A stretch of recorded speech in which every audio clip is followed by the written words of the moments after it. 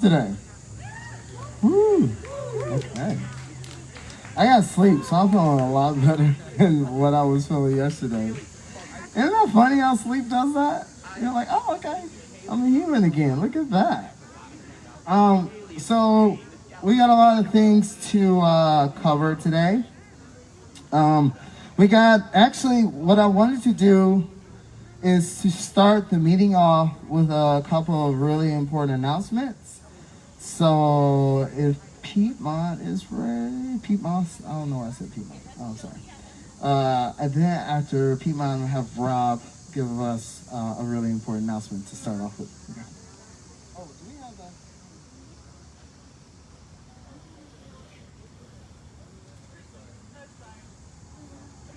Hand whatever. Well, whenever, if anyone happens to have spray sanitizer, if we could borrow that, that'd be great. If we don't, that's cool too. Oh, look.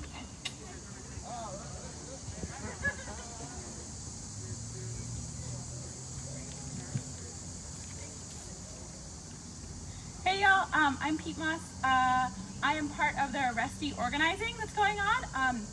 We are going to have, many of us have had arraignments in the last week. So those are going smoothly as far as I heard. My two have gone smoothly at least. The Arrestee organizing is for anybody that has been arrested at any time through this movement. You get free legal representation, and we're working together in order to build a collective defense, so that way we can all get what we want and keep each other safe. And so we're going to have a meeting about that this Sunday at noon on Zoom. If the NLG has your email or your phone number, I'm going to email and text you this evening, actually right as soon as I leave here. If you have any question on whether they have that information, please come talk to me and give it to me. Even if it's a repeat, that's totally fine.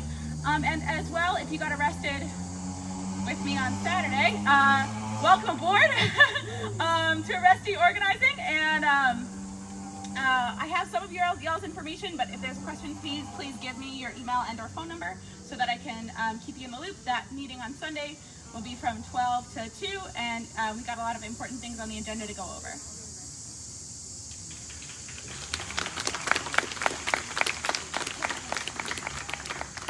Yeah, and so I know that we all have been learning the number for the NLG, which is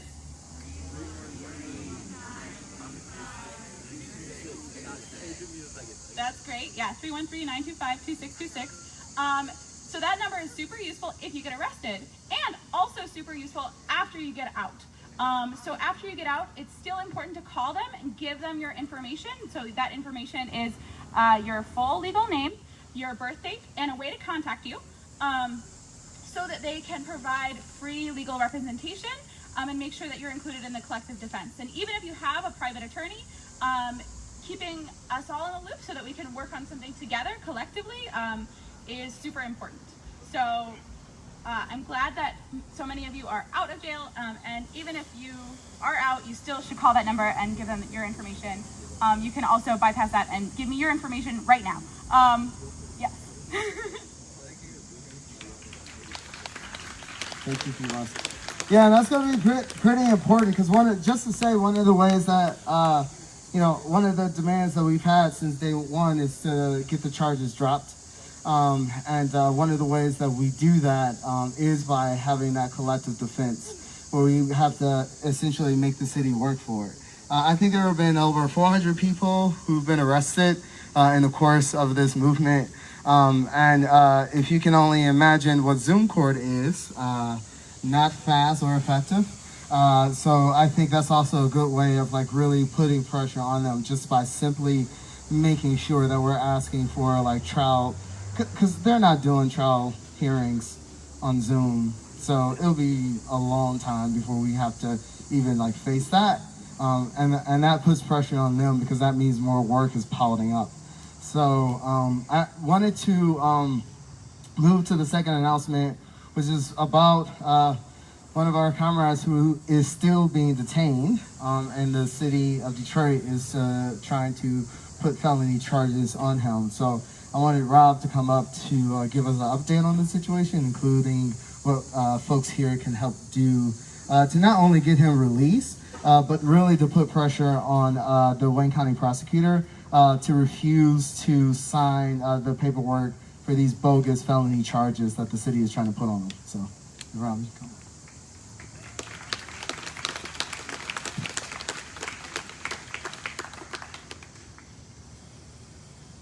All right, can everybody hear me? Yeah. All right, so today I started a post on Facebook with Kim Worthy's phone number so we can just start phone zapping her.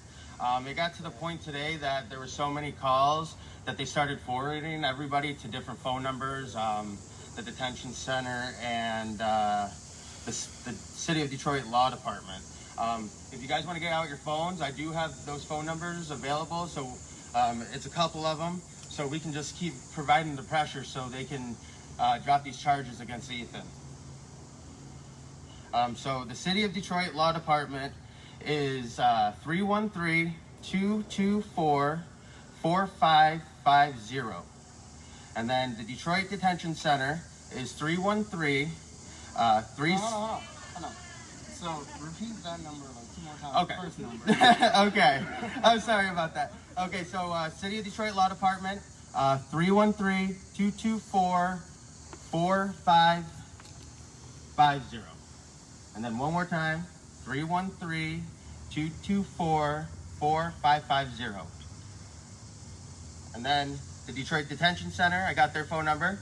It is 313-368-8300. 368-8300. And then also I do have Kim Worthy's number. This is the one that we need to provide the most pressure on. 313-224-5777. Once again, that's 313-224-5777. And as of right now, Kim Worthy's office has not received any warrant or paperwork for Ethan's charges. So let's just keep providing that pressure and keep up the calls. Everybody's kicking ass doing it.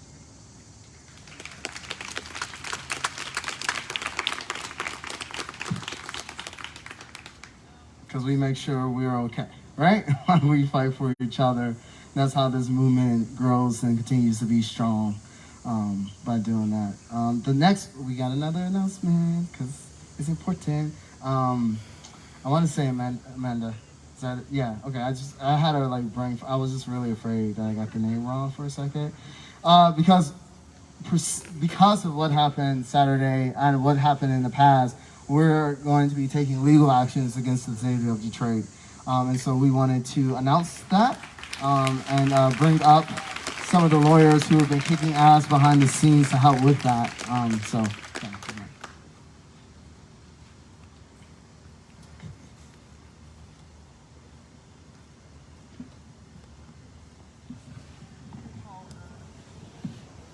Yeah, see? See, I did. No, tell them the right name. See, I knew it. See, I knew I got it wrong. I do remember. Hi, y'all. My name is Amanda Ganna. I am a civil rights attorney.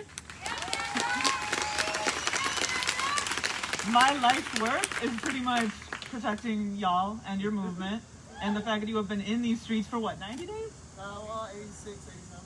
It's about to be 90, and then it's going to be 100, and then it's going to be as many more as it takes, right?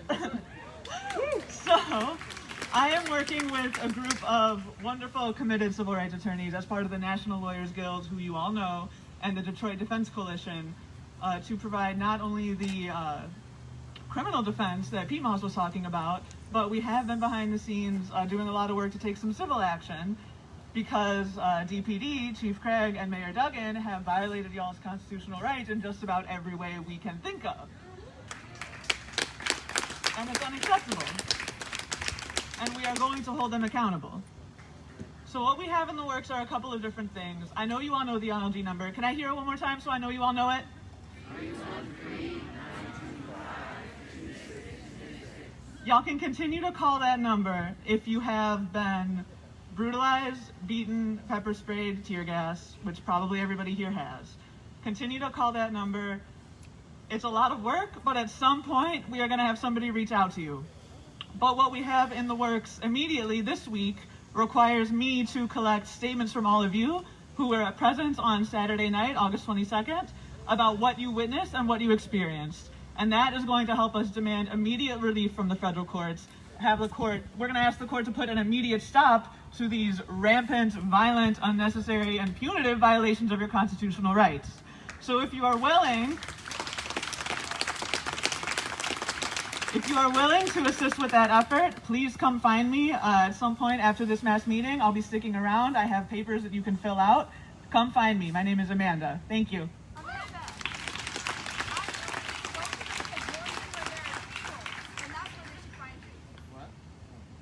After the meeting, I will go to the pavilion where there are tables, which will help us all to write out these statements. Thanks.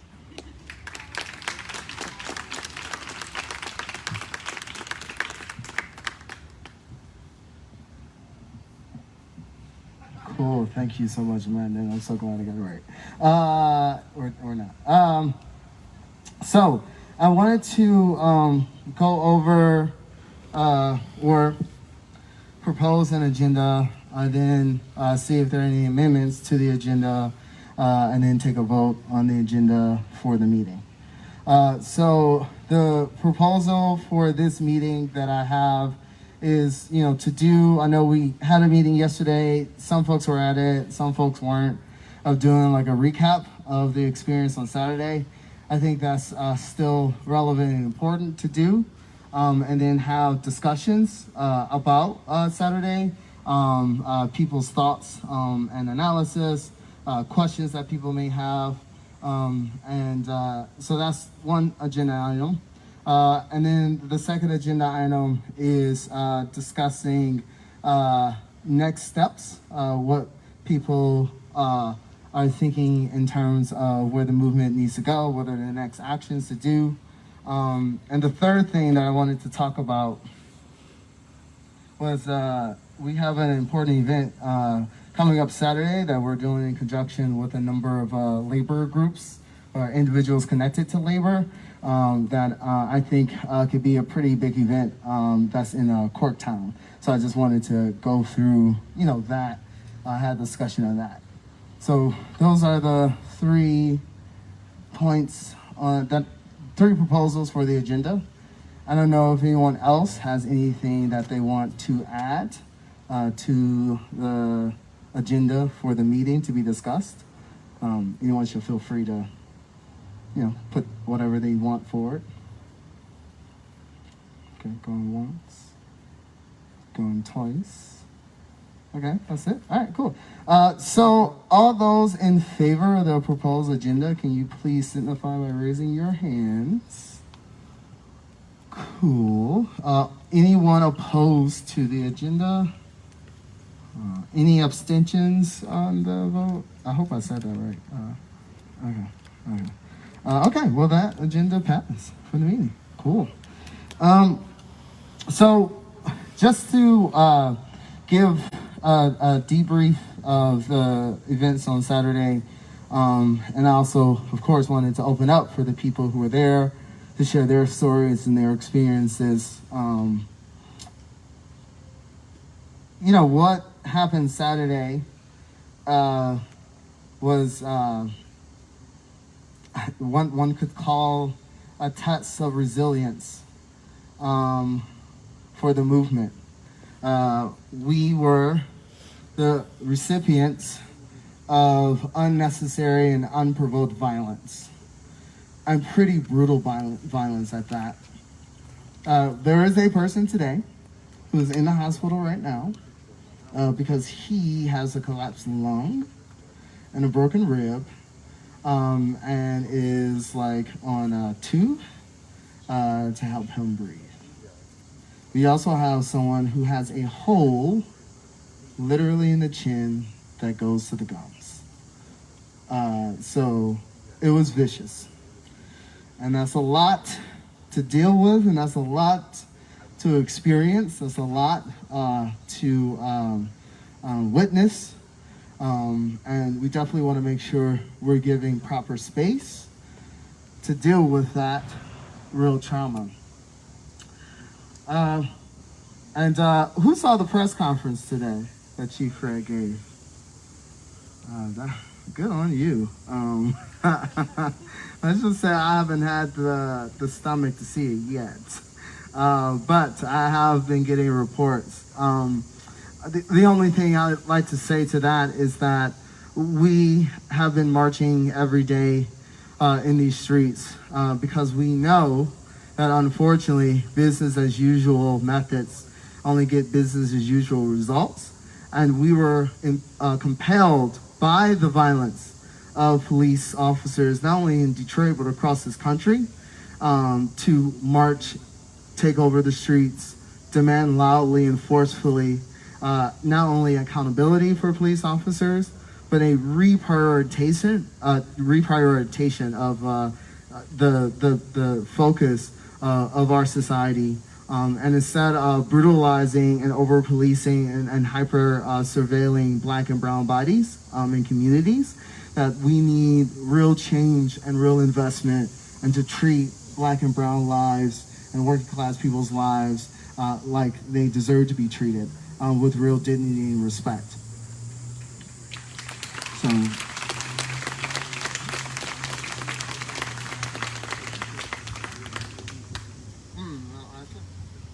Sorry, I can't talk with this gum in my mouth.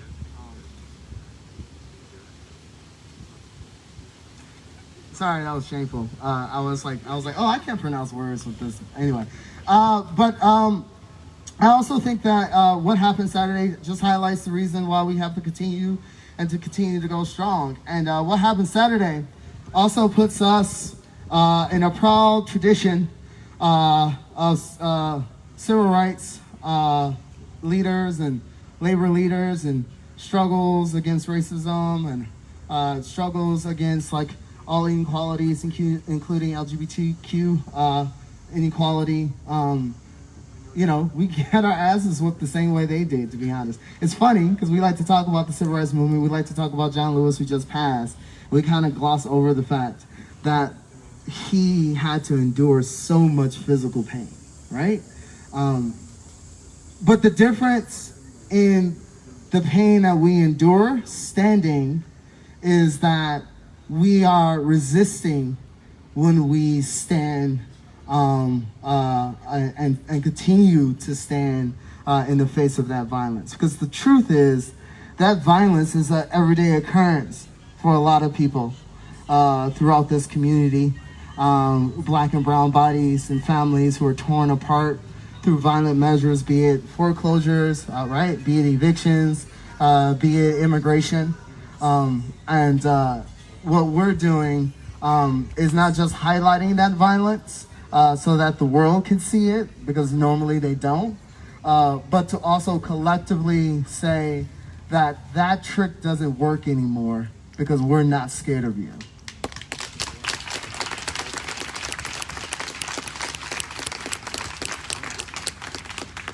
And so, you know, that's what we continue to do. And that's what we did on Saturday. And, you know, someone, Bree, I think it was, who spoke yesterday, made a really, really great point. I think actually her statement was the best statement, or their statement was the best statement for the whole entire day yesterday, out of pretty great statements.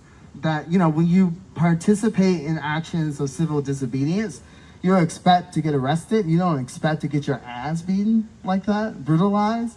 And you know, we resist because we have to. And that is a choice, though, that we don't make. It is the perpetrators of violence who make the decision on whether or not to be violent. Because there's always a different way, right? And on Saturday, there could have been a number of ways in which things could have went differently that didn't have to include tear gas and flashbangs and batons and shields.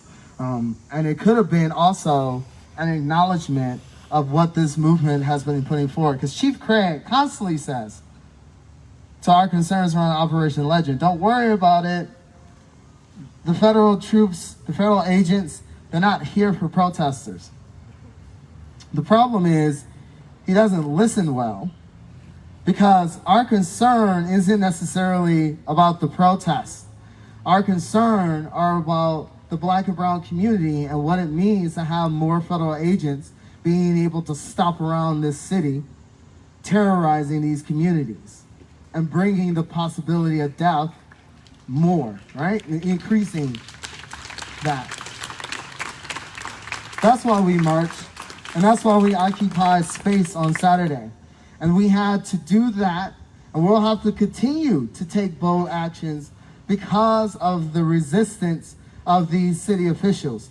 The problem is they've chosen the wrong movement because our resilience proves that we are prepared to do what is necessary to make change and make our voices heard, right?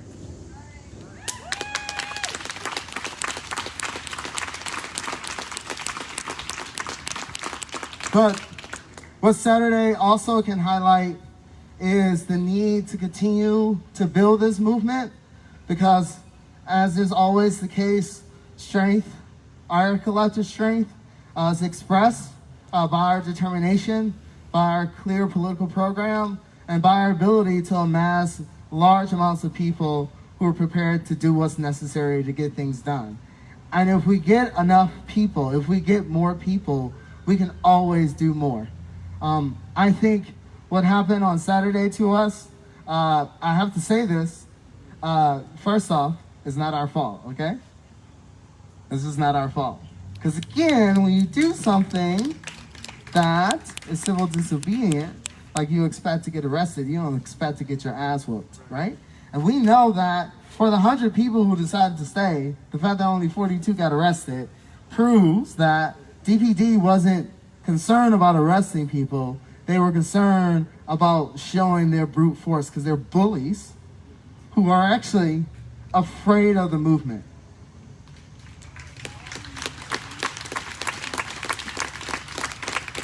And they get to express that fear through physical force because that's what they have. Because they don't have solutions to the social problems that we're putting forward. Because they're part of that problem. And they know that. And they know that we know that. And we've been saying truth to power, and they know people are hearing that and reacting to that. We see it every day we march in these streets. Every day we engage and interact and receive support. We know where we stand and who we stand for. That is clear, and they know that too. And that's why they are afraid. But they're cowards who don't know how to deal with their fear except through violence. Because unfortunately, it usually works. That's how they terrorize people in these communities. That's what they think policing is. That's why of all the things that they have a disagreement with Trump, they are engaging with his racist policy of policing. Because let's just face it, both political parties have the same answer to social ills in Black and brown communities. Beat the shit out of them and lock them up. That's just the truth. We see it. Because a shot in the leg and a shot in the head is two same things. It's the same thing. It's the same thing actually because it is violence as a response to social problems. And it is so funny that a police force that uses violence all of a sudden ask the question, oh, why is there so much violence? Oh, because I just want to remind you that Chief Craig, when he first got here, told everybody to get a gun, but apparently is now arresting everybody for following his instructions. That's the hypocrisy of the police department under Chief Craig's leadership and the hypocrisy of these forces in general. And that's why we have to build our independent, militant, integrated movement to challenge and to expose that and to change that. So with that, again, you just heard, from Rob and Amanda how we're moving forward, trying to go on the offensive or making sure that we continue to give defense to the people who were arrested and brutalized. Unfortunately, we still have one person, Ethan. We want to really get him out and make sure that when he comes out with no charges. we have success with this, by the way. I am one of those people who can tell the success story of how one can beat felony charges. Actually, we've had 2 activists beat felony charges by putting pressure on Kim Worthy. So this stuff works, by the way. I just want to put that out there. Like, this movement gets results. And that's why, again, that's why they're afraid. And so I just wanted to, give that little tidbit. I think it's good to take stock, though, of the sacrifices that people make to take a stand for justice. And I don't know if people remember when I said that justice won't be easy to get, that we're going to have to really work for it. And that includes sacrifice. And I'm just glad that we are people who are prepared to do what's necessary to get justice. But that doesn't make what happened to us less outrageous or necessary. And that too is something that we can defeat and change if we're prepared to continue to be courageous and have others join us and be part of this movement. Because I think that's what's going to matter the most. And we want to make sure that the sacrifices people put in, that we actually get results. Because for me, I know that human creativity, activity, energy is finite, and I want to make it's precious, and I want to make sure that we do everything we can to acknowledge that and get some real results. And again, I think we've done so far a really good job at that, but we can always learn and grow. And so I spoke so much. I didn't even do that. That was stupid. But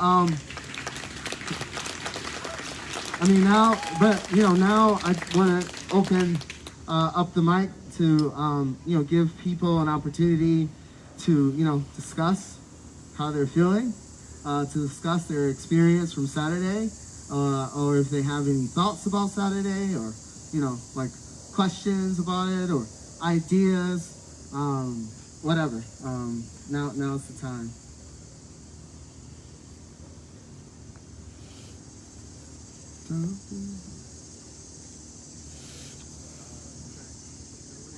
Yeah.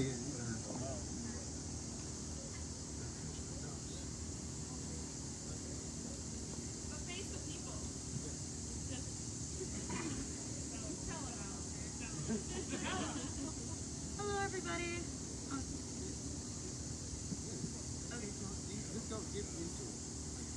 Hello, everybody. Okay, yeah, it's close enough. So I was not there Saturday. I'm really sorry to everyone that ended up experiencing what they did. The only thing that I have to offer in this is that I saw the footage and I see the police officers running straight forward towards people, and I just want to offer that if you're ever in this position, that I think it's very valuable to understand that you don't have to fight them back, but you can position yourself to a point where it's actively defensive and good for you and bad for them. So if they're running at you straight forward and you crouch down to the point where they hit you, it'll be like a lower point of gravity to where they could just topple over you, especially with their big, silly shields. That will just hit them right at the shins and they'll just fall over you, and you didn't do anything. They just get laid out. So I thought that was valuable and strategic, and that's it. Thank you. Question: this is stupid, but theoretically, have you ever seen that actually happen? Yes, all the time, because I was in roller derby and people would get laid the fuck out. No, I mean, like, have you ever had the experience of interacting with riot police? I will say absolutely not, and I am definitely scared to think about that. Yeah, I was just asking because I also just wonder how that good idea plays out in reality. I will have to tell you, the shields and the people wielding it, they have a lot of mass to them. So I just wanted to, put that out there, because also, like, I love suggestions. I also love for us to think about how they actually happen, and experience with these things also help us, like, give those really good concrete suggestions. So that's it. Yeah, thank you. Yeah, I don't know anything about how that shield actually feels, how heavy it is. I'm just thinking about like the energy force. But yeah, Tristan lays out a really good point too. Thank you.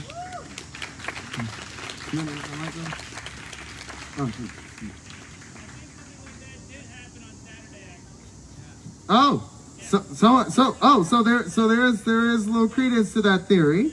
One would okay. So let's just theoretically say that we should think about that was a good suggestion. That some people actually put into practice already, and just for defensive purposes, and we could think about for defensive purposes how to position oneself for the future too. Okay, that's good. So now we have an example of that, and it's something for us to consider. Okay, cool. Yeah.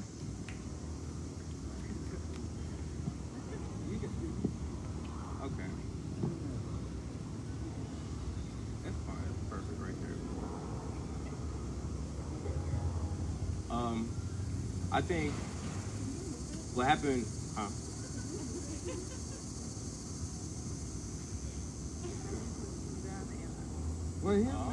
Okay. How y'all doing? How's everybody? Good, fine. Okay. I think fuck whatever Chief Craig is saying, okay?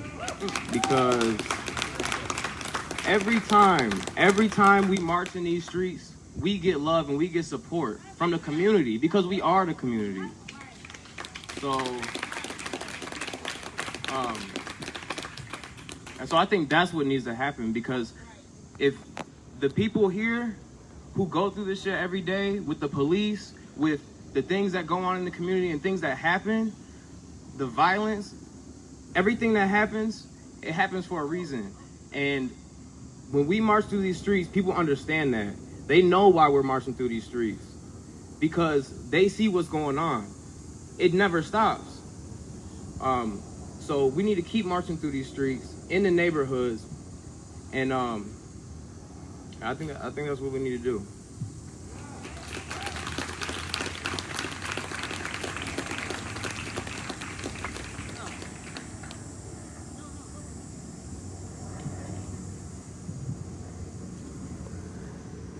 All right, so I'm a super non-confrontational person. I try to be nice as possible, but I'm real pissed off. So I had to write this down.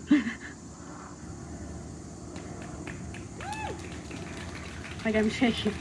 All right, guys. I've been seeing a lot of nonsense and arguments online, and while normally I would be remiss in stepping from my lane, I just want to point out a couple of things. This isn't a party. Yeah, we clown and dance and have fun, but we're out here demanding actual change, and we know it's going to get messy. If you're in this to be loud and seen, you're not here for the right reasons. I encourage you to unpack the privilege you have that allows you to say what we should or should not have done.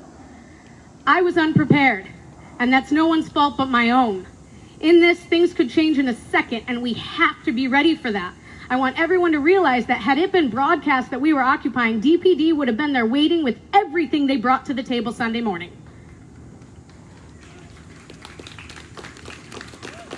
One of the most important things here is we can disagree. We're all human and we all have different opinions, but there is a very fine line between disagreement and victim blaming.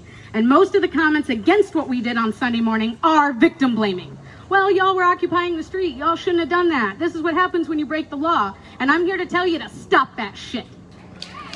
Stop it right now. If your support for this movement is contingent on who validates your white field, then it isn't support. We should be standing together in the facts. Those facts are that deep people. Sorry, guys.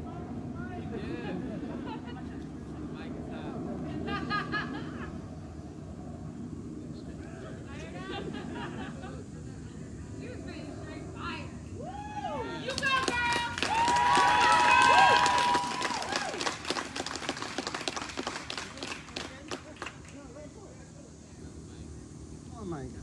Well, this ain't. Hello? No. Nope. Not this one either. This is better. Y'all can hear me? Yeah. Oh shit. Okay. Yeah.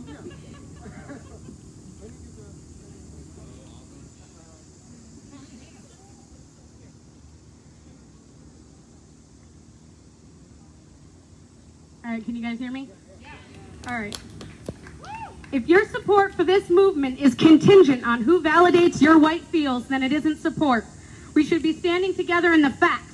Those facts are that DPD brutalized and abused civilians, sending some to the hospital because we had a block party they didn't like. This is exactly why we're here. These fuckers prove time and time again that their only interest in this is to beat us down. Who maces somebody in the face when they're on the ground? Who shoves someone with their shield, then hits them with the club, then shoves them again so damn hard they bounce off the cement? I don't care what you think about the stand we made this weekend. There are absolutely zero excuses for any of the abuse this movement underwent. Lastly, and this is going to piss some people off, but white people, it is privilege that allowed us to make the choice to leave. Privilege protects us from that violence. Black and brown bodies have that violence every waking moment of their lives. They don't get to make that choice that we so fondly embrace like it was gifted to us when really the system of white supremacy did that. So while we're all talking about what we did right and what we think was done wrong, we need to make very sure we're remembering that our privilege allows us to have this conversation without truly understanding what it's like to be oppressed in this country for the color of our skin. Keep the main thing the main thing. Fuck DPD and their abuse. They always have an excuse. Let's make damn sure we aren't falling into their racist wheelhouse.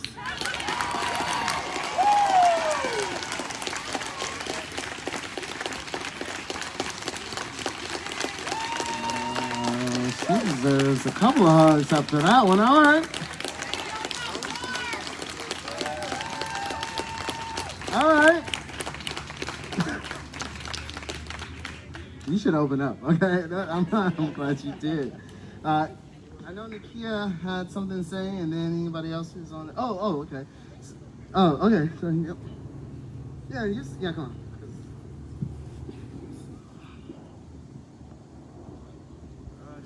Testing 1, 2, 3. All right, this works.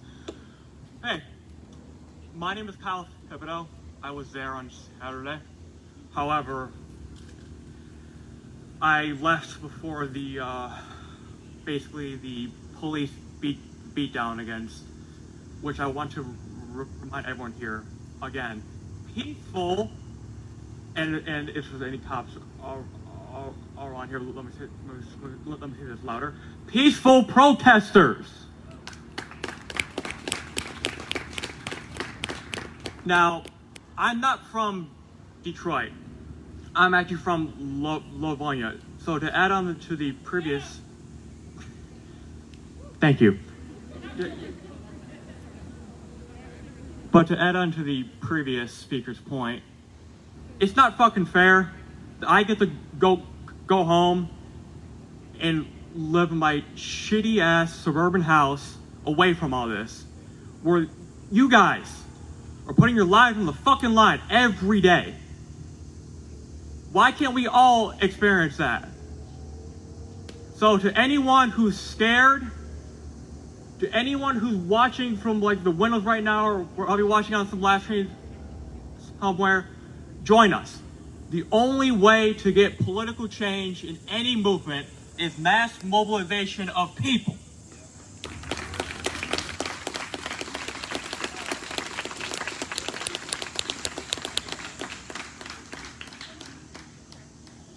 What's going on, everybody?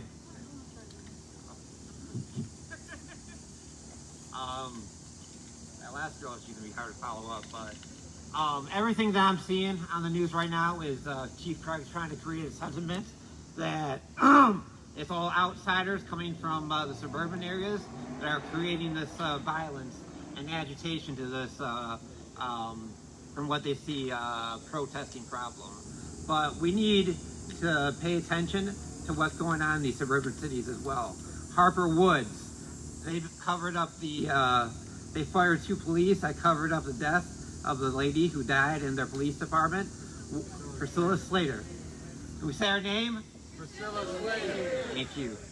Warren, there's been at least 3 incidents where a black police officer was arrested for not giving his name when there was an accident in front of his house, and he was abused in jail. Number 2, you have the Amazon driver who didn't have to give up his information. So if you guys can't make it down here to the epicenter to these rallies, make sure you guys are bringing this to your home cities, your suburban cities, because supposedly we're the problem. But we come together. The more of us, we will make a change. And all I gotta say is make sure you're fucking voting. All right, we gotta see the fucking change.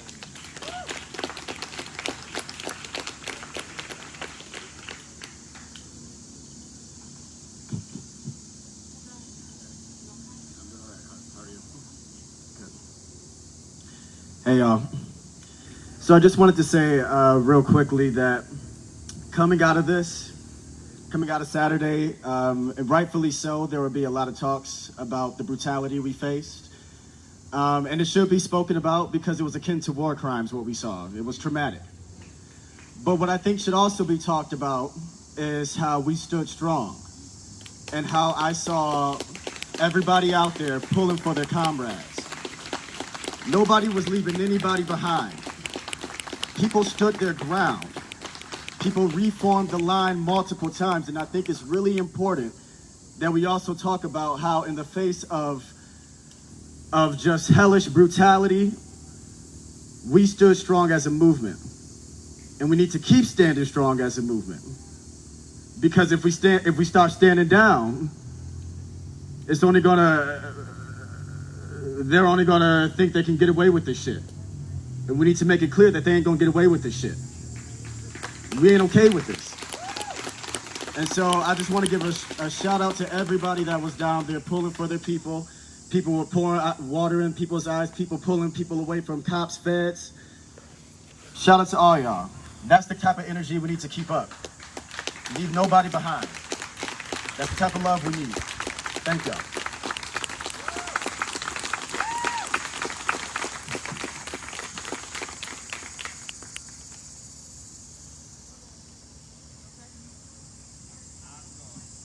Hey y'all, I was there Saturday. It was my first time seeing, riot police, all this bullshit. We were non-violent. We didn't have lethal weapons. I didn't see no fucking green laser that James Craig talks about, or no bullshit ass gas. They had the tear gas. And he kept saying we were throwing non-lethal gas. No, that shit was tear gas. And everything they did was violent and lethal.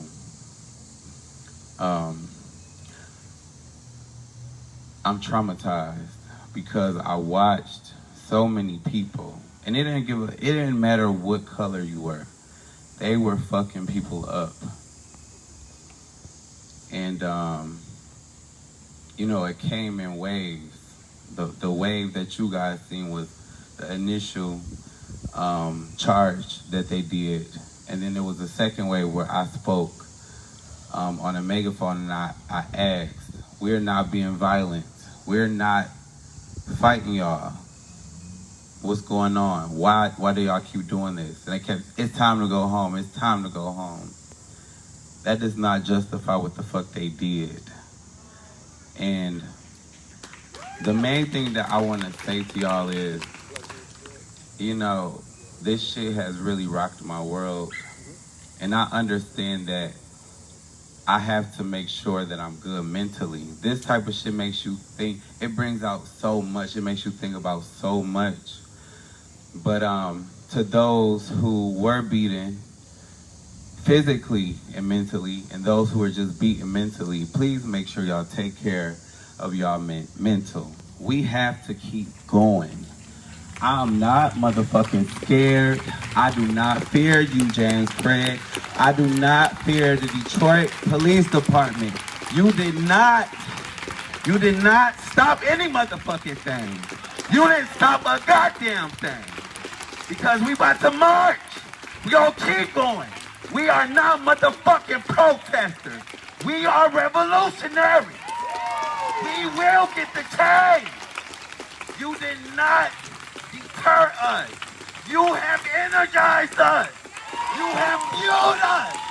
I will not stop until this shit ends. You can keep lying, James Craig, on that motherfucking press conference. You don't talk to the motherfucking people. We never see you out in the streets with these people. Show us. Show us. When you are out here with these people, we will love to see it. We are out here with the people every fucking day. Some more than others. But this movement moves together. This movement. If I can't be there, Nakia, she gonna be there. And if she can't, my girl Jordan and Jati, Jay motherfucking Bass, and all of these beautiful people. I might not know all y'all motherfucking names, but y'all know I fucking got love for y'all, and I thank y'all for standing up. But this movement moves together. We are not going any motherfucking where, and y'all just keep giving us more reasons to march. Y'all are not exposing anything about us. Y'all are motherfucking exposing yourselves, and justice will be served. Yes, yes. I love y'all.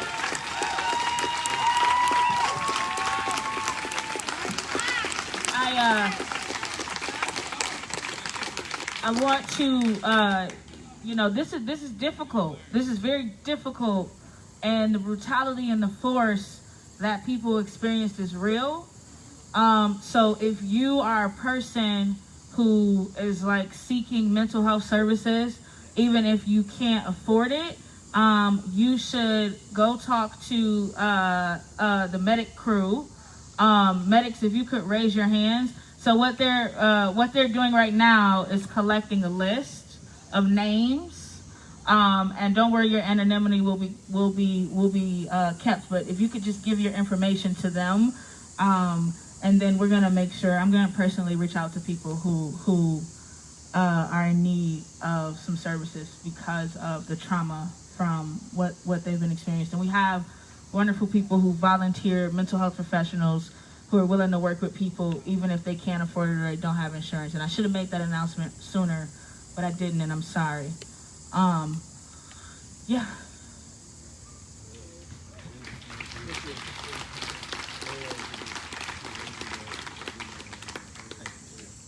Thank you. Yeah, before I start, this is the most beautiful shit I've ever seen in my life. This shit gets me choked up right here. Everyone out here, this is the most beautiful thing I've ever seen, man. While the police doing this is the most heinous thing I've ever seen, I just want to give you guys a little dose of history. It's just, if this movement right here is in a tradition with MLK and Malcolm X and all the revolutionaries throughout human history to stand up against their oppressors, then the Detroit Police Department is also standing in a strong tradition as well. A tradition of tyranny and oppressors. I was brutalized on June 2nd. Craziest shit I've ever seen in my life was standing there on Gratiot with y'all and looking down Gratiot and seeing downtown Detroit, seeing the Renaissance Center, but then also seeing these police and military Humvees marching on us. I was like, what the fuck is going on? I grew up in Southwest. I walked into my house getting robbed when I was 17 years old on Christmas Day. I thought that was the craziest thing. This was crazier than that. And I just couldn't imagine in my life that that would happen at that level again. So I was there Saturday, and I had a meeting with my mom the next day to give my family. So, I left around 11. I couldn't have imagined that the cops would have marched on Woodward and Grand River and have done that. And after seeing that, after seeing those videos, it's unreal. And then I hear the police have this excuse, as the officers are brutalizing y'all. I see my boy right here, Jay Bass. He's getting pepper sprayed, and I see another picture with the police trying to console him. The abusers do that. Abusers do that in relationships. They abuse you, and then they make you at fault. But they say this: I was just following orders. And that is called actually superior orders. It is a plea deal that was created by the Nazis during the Nuremberg trials in 1945 and 1946. All the Nazi officers stood there and said, we were just following orders. We were just following orders. And that's not a good enough excuse for any officer. If that is your order and you're being the fingers of oppression onto American people who have constitutional and God-given rights. The Constitution is under God-given rights, the rights of man. Thomas Paine, read that. Then you have a right to stand in the street non-violently, especially. It was a sit-in. You would never think that they would do that in the 21st century when we have cameras during the sit-in. That's insanity. So there's also a thing called command responsibility. It's another doctrine that was created right after World War II that says a commander is fully responsible for what his troops do. So Chief Craig, James Craig, as Commander-in-Chief of the Detroit Police Department, has a responsibility to take responsibility for everything his troops do. Therefore, Chief Craig allowing his troops to aggress and oppress and assault American citizens exercising the First Amendment right is an egregious action. He should resign immediately for his own, honestly, and for his own dignity too, because his legacy is completely tarnished. I know this. I read this man's Wikipedia page. I was doing some research on this man. He came from LA. He's doing everything here. If he's getting orders from whether it's one of the people in the corporatocracy running Detroit, whether it's going to be Mayor Duggan, he has a duty to protect the people of Detroit and say, I can't send my officers to assault people in Detroit. If he's going to do that, then he either A, needs to tell them no and be fired with dignity, or B, resign. But what's going to happen is eventually he's going to keep doing this bullshit. Someone's going to die, and we would hope that doesn't be the case. But if that happens in the city of Detroit, he's going to be forced to resign then. He's going to have the most disgraceful record of any police chief in Detroit history, and the city will go down in a way that we haven't seen since 1967, even worse, because they keep doing bullshit like this. It's going to get worse and worse and worse. So God bless y'all for coming in numbers. Keep coming out here. It's firing us up more. I've never been so pumped up in my life because I can't believe this shit's happening. We'll be out here every day with you guys. God bless you all. God is with this movement. Yeah. Take care, please. Thank you.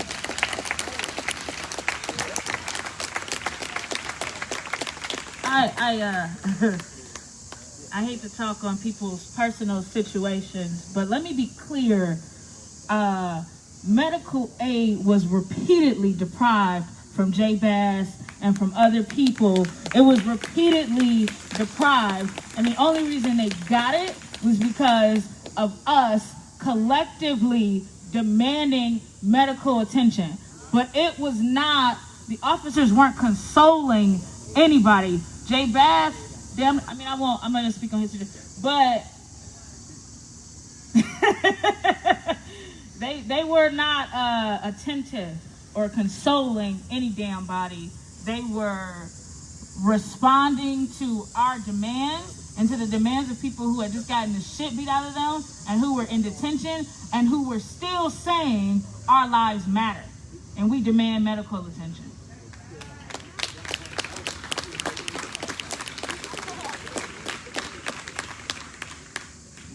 I'll keep it quick, okay. All right, what up?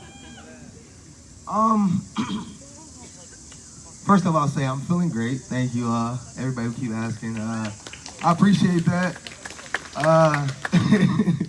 Honestly, you want to know when you really know your family, when you can look at everybody, or you can look at your family at their lowest point.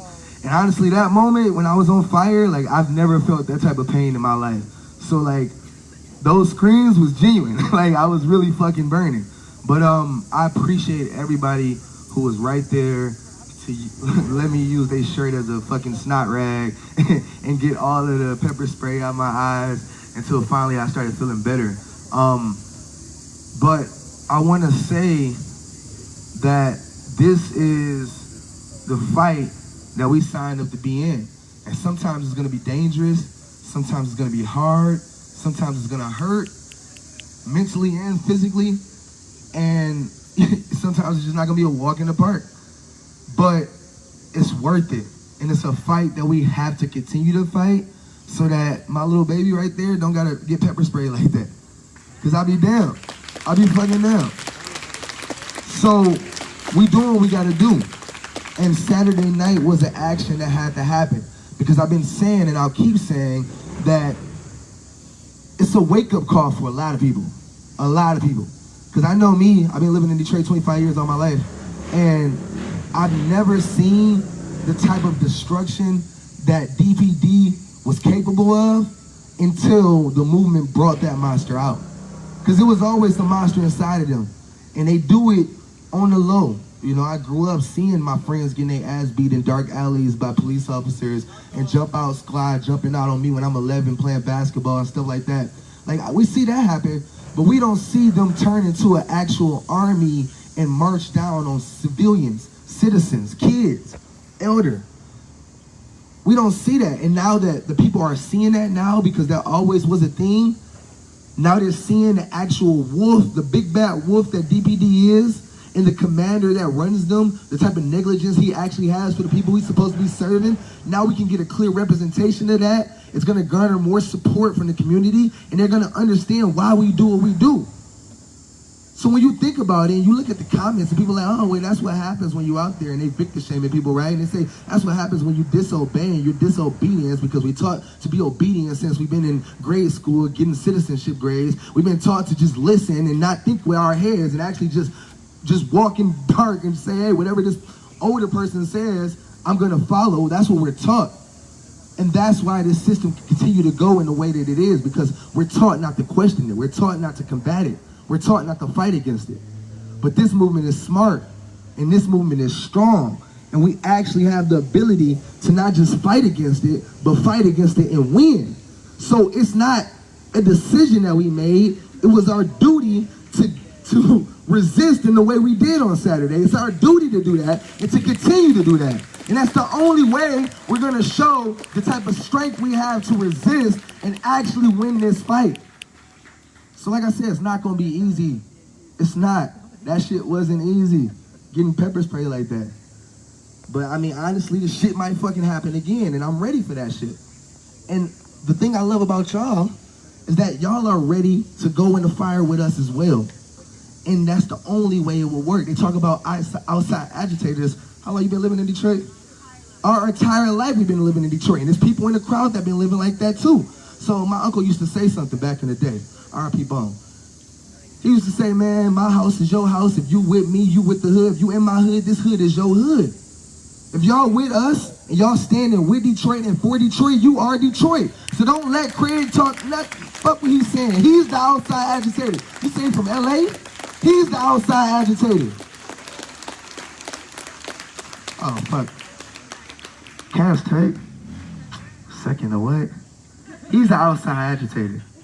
Because he's agitating the inside of Detroit that we're trying to create a better for the community that actually lives here and has to deal with these fucked up police every day. So I told, I was gonna be quick, but I talked to a cop while we were locked up. Well, actually, while they were just holding us hostage outside for 16 hours before they put me in a cell. I was talking to this cop. He's like, man, like, you know, I saw what was going on, and you know, I was just standing on the corner the whole time. I didn't even want to get involved with that. That was my first time dealing with a protester situation. And, you know, I've been telling them the whole time that I don't want to get involved with this. So I looked to my boy, I'm like, bro, why these cops always trying to come and differentiate themselves? Like, they not all the same people. They the same people. You got the badge, you wear the badge. You don't protect and serve the people, you protect and serve the policy that's been oppressing the people. You just the same. You can't sit here in the uniform of the oppressor and tell me that you're not the oppressor.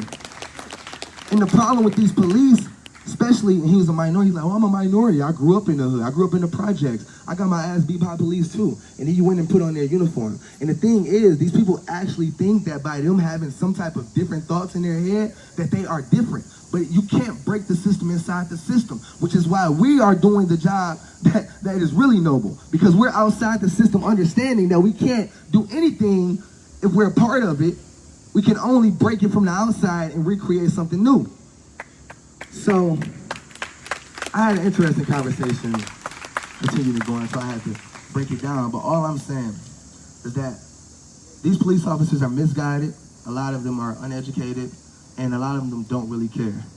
And it's our job to care for this community and continue to put ourselves in situations where we continue to move and escalate the movement till it gets to a point where they gotta do what the fuck we say. We're too big, too strong, too powerful. And we're getting to that point, y'all. We are really getting to that point. I feel it every single day. And it's what brings me back every single day that I can make it. Because it does take a toll. And you guys should be taking care of yourselves physically and mentally. But whenever you can, whenever you're feeling up to it, show up and show out for this movement. Because we get stronger and stronger by the day, and the day is coming to where our opposition won't have any power to do anything. And we can go and occupy space for however long we fucking want. For however long we want. So that's it. I might say something later, but I appreciate y'all. And I really love y'all for what y'all have been doing every time we come in the face of danger like that. Y'all stand up, y'all stand strong, y'all stand y'all ground, and that's the statement we have to continue to make.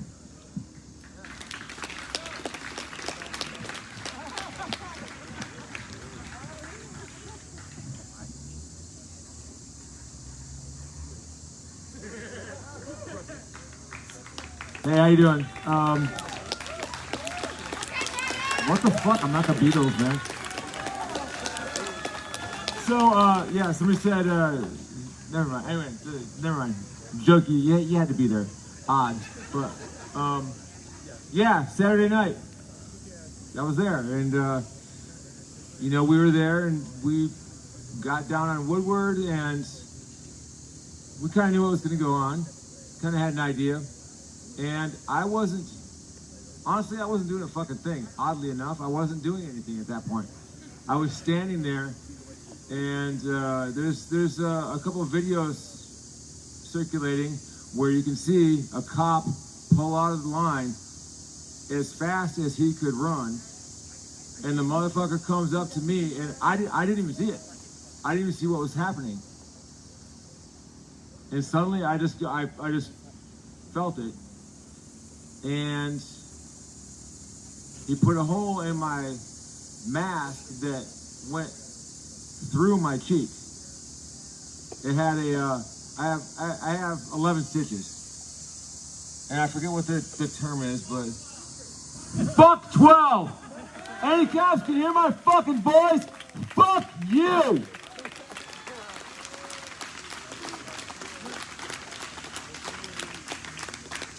I have stitches in my face. Not the first time that's happened. I grew up in Flint in the fucking 80s, okay? That shit happens. You get, shit happens. But with this movement, I've seen some of the bravest people who doesn't have that experience. You know, and victim shaming happens. It's happened with this. And I heard over and over, a cop got in the fucking ambulance with me because he wanted to ride with me to find out why I was wearing that jacket. The flak jacket. A lot of you don't know, 1 year ago, I had a heart operation, okay? So, this is shouldn't be hit. So I'm like, fuck this. This movement is way fucking more important than that. So I'm wearing a flak jacket to protect myself. I'm explaining myself. I was targeted because I was wearing it. And I'm in public to the people I fucking love explaining why I was wearing it. Fuck them. Fuck them. That's what this is all about. Fuck that attitude. Fuck that, rape culture bullshit. If they weren't in the streets, we wouldn't have done that. If they had just been peaceful, we wouldn't have done that. You've had 300 fucking years, assholes. You had 300 fucking years. You've seen every single amount of civility from this movement for 300 years. And that shit's fucking over. That doesn't work. It hasn't worked. So, going back to what happened, personally, I got my fucking mouth punched. I got punched by a fucking coward cop. He didn't square off on me. He didn't face up to me. He ran as fast as he could and hit me from the side. And then the fucker got me down on the ground, pulled my gloves off, and then as my right hand's over here, he pulled it off the side, and I feel his fucking knee going several times, and I broke 2 bones in my hand. He broke 2 fucking bones in my hand. You know what? I kind of have an idea. Just an idea. of a way to defund the police. Fuck them. Fuck them. They can pay for this shit. That's how we defund the police. I'll put this scar on that, you know, fuck them. But we went to the hospital and, you know, there's some people there I'd never really expected to be in the same position that I was. You know, being in an ambulance with a bloody face.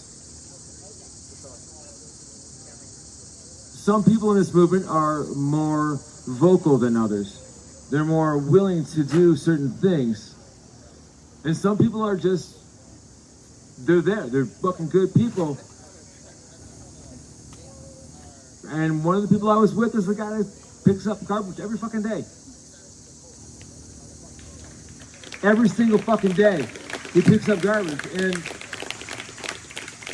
if I didn't say this before, I fucking love you, man.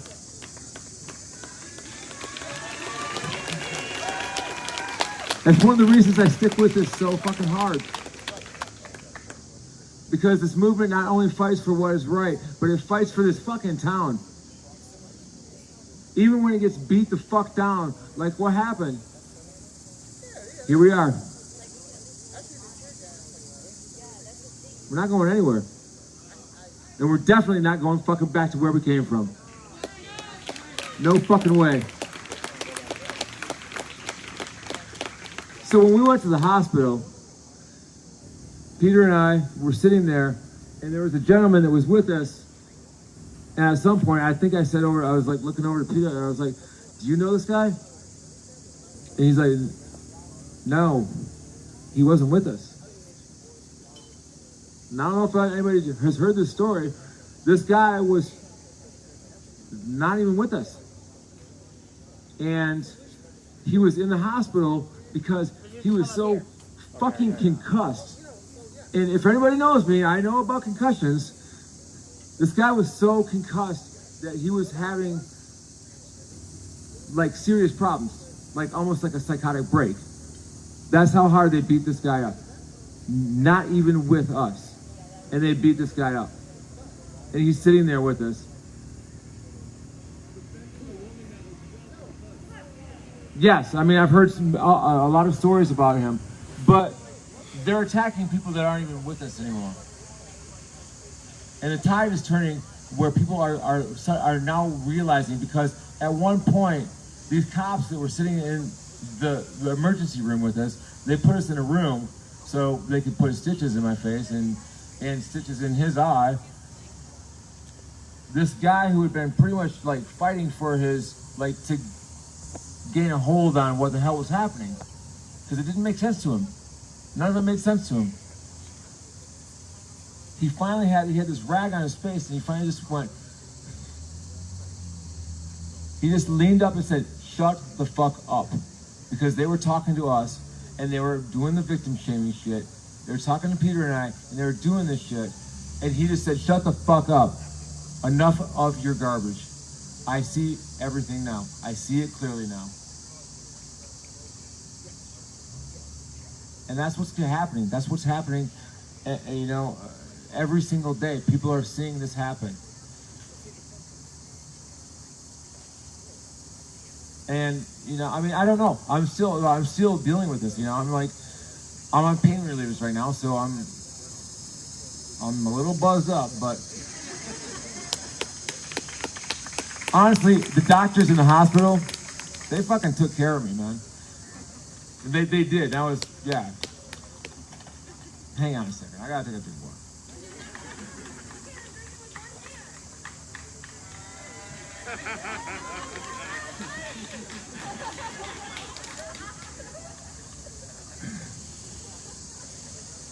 But this is Chief Craig's fake news. 2 broken hands in this arm. This exists.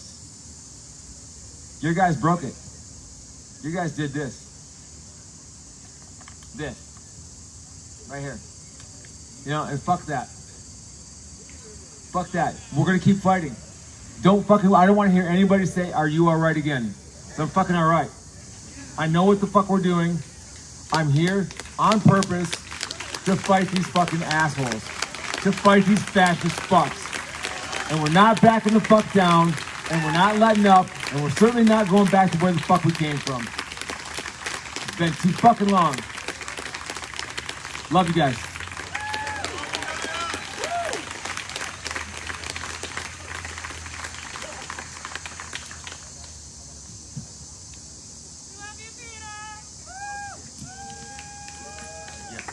Evening, everybody.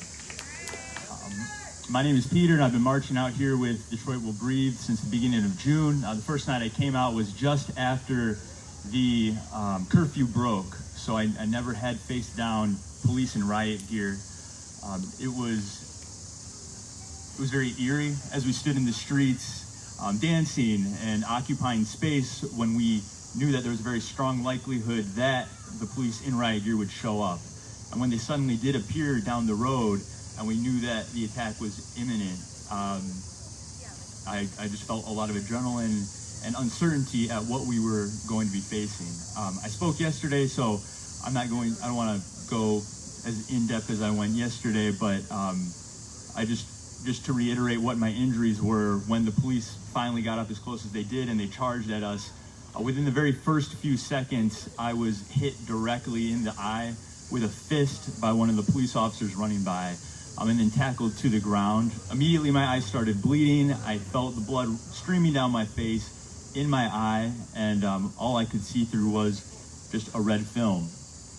I'm not sure why it took so many officers to apprehend me. I must have been giving them a pretty good, resistance. Police officers kept on piling up on top of me, and I don't know how many there were. I was told by somebody that was observing that maybe 4 or 5 were on top of me, and they were telling me to give them my arm. I was on top of my arm. I finally got it out. They rolled me on top of my other arm, and then got mad at me for being on top of that arm.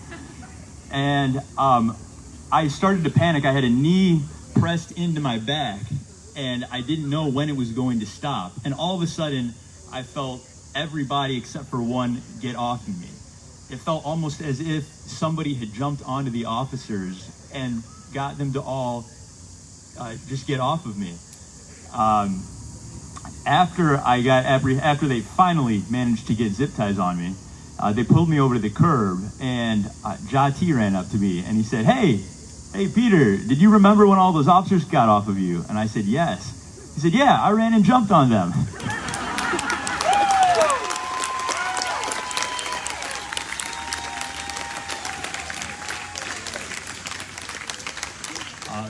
That's the love and solidarity that I feel every time I come out here, but to see that happen in real time, I'm completely blown away and don't even know how to process that type of sacrifice that somebody would do to help me, because people were legitimately worried for my life at that point. And I don't know that if I would have had the same wherewithal in that moment, being attacked or seeing all this violence, to go and to put my life on the line for somebody else. So just want to say thank you, Jati. I love you too. Then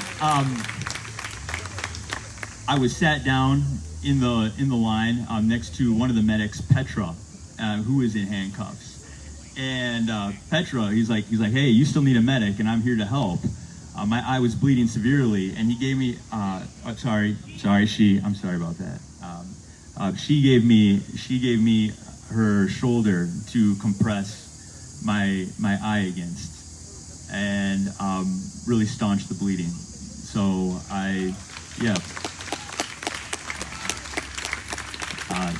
thank you very much, Petra.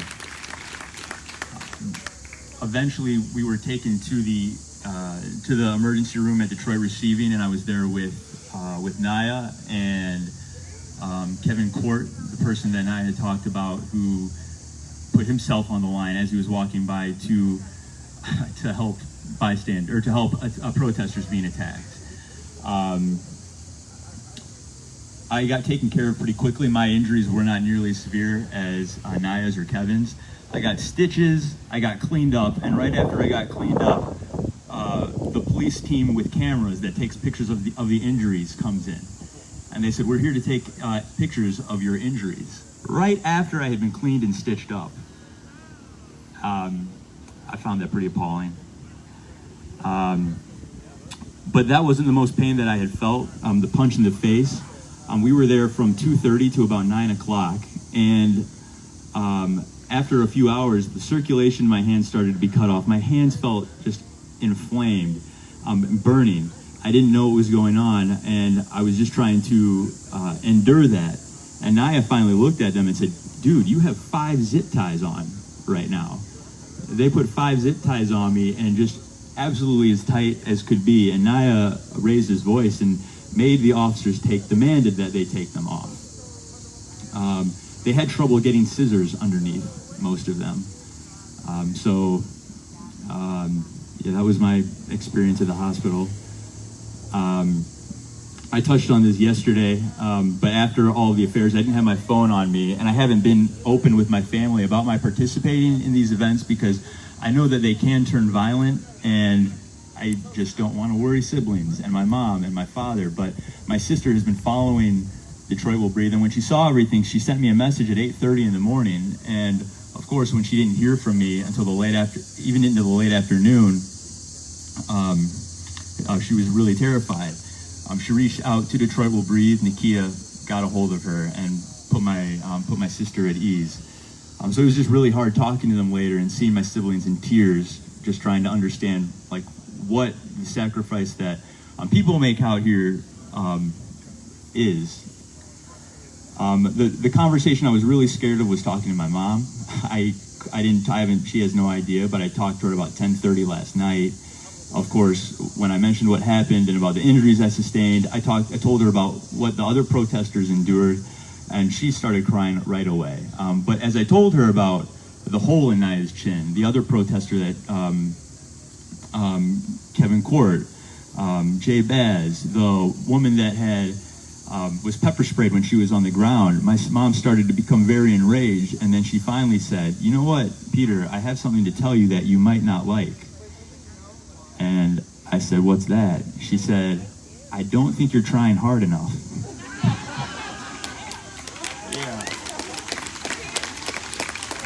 She said, because I had no idea that this happened, and this should be on the national news, and you just must not be trying hard enough. I think you're being disruptive, but I think you need to be 10 times more disruptive. I don't think she's trying to discourage anybody's efforts out here. I think newly activated people are always very zealous in their, with their means and their efforts. But I think that to see that happen to my mom, and then to hear her finally say, "Just make sure you tell James Craig that if you don't get no justice, you're not. If we don't get no justice, you're not getting any peace." So. I love you all. Thank you for all the support that I've gotten, and I'm glad we're out here fighting this fight. Thank you.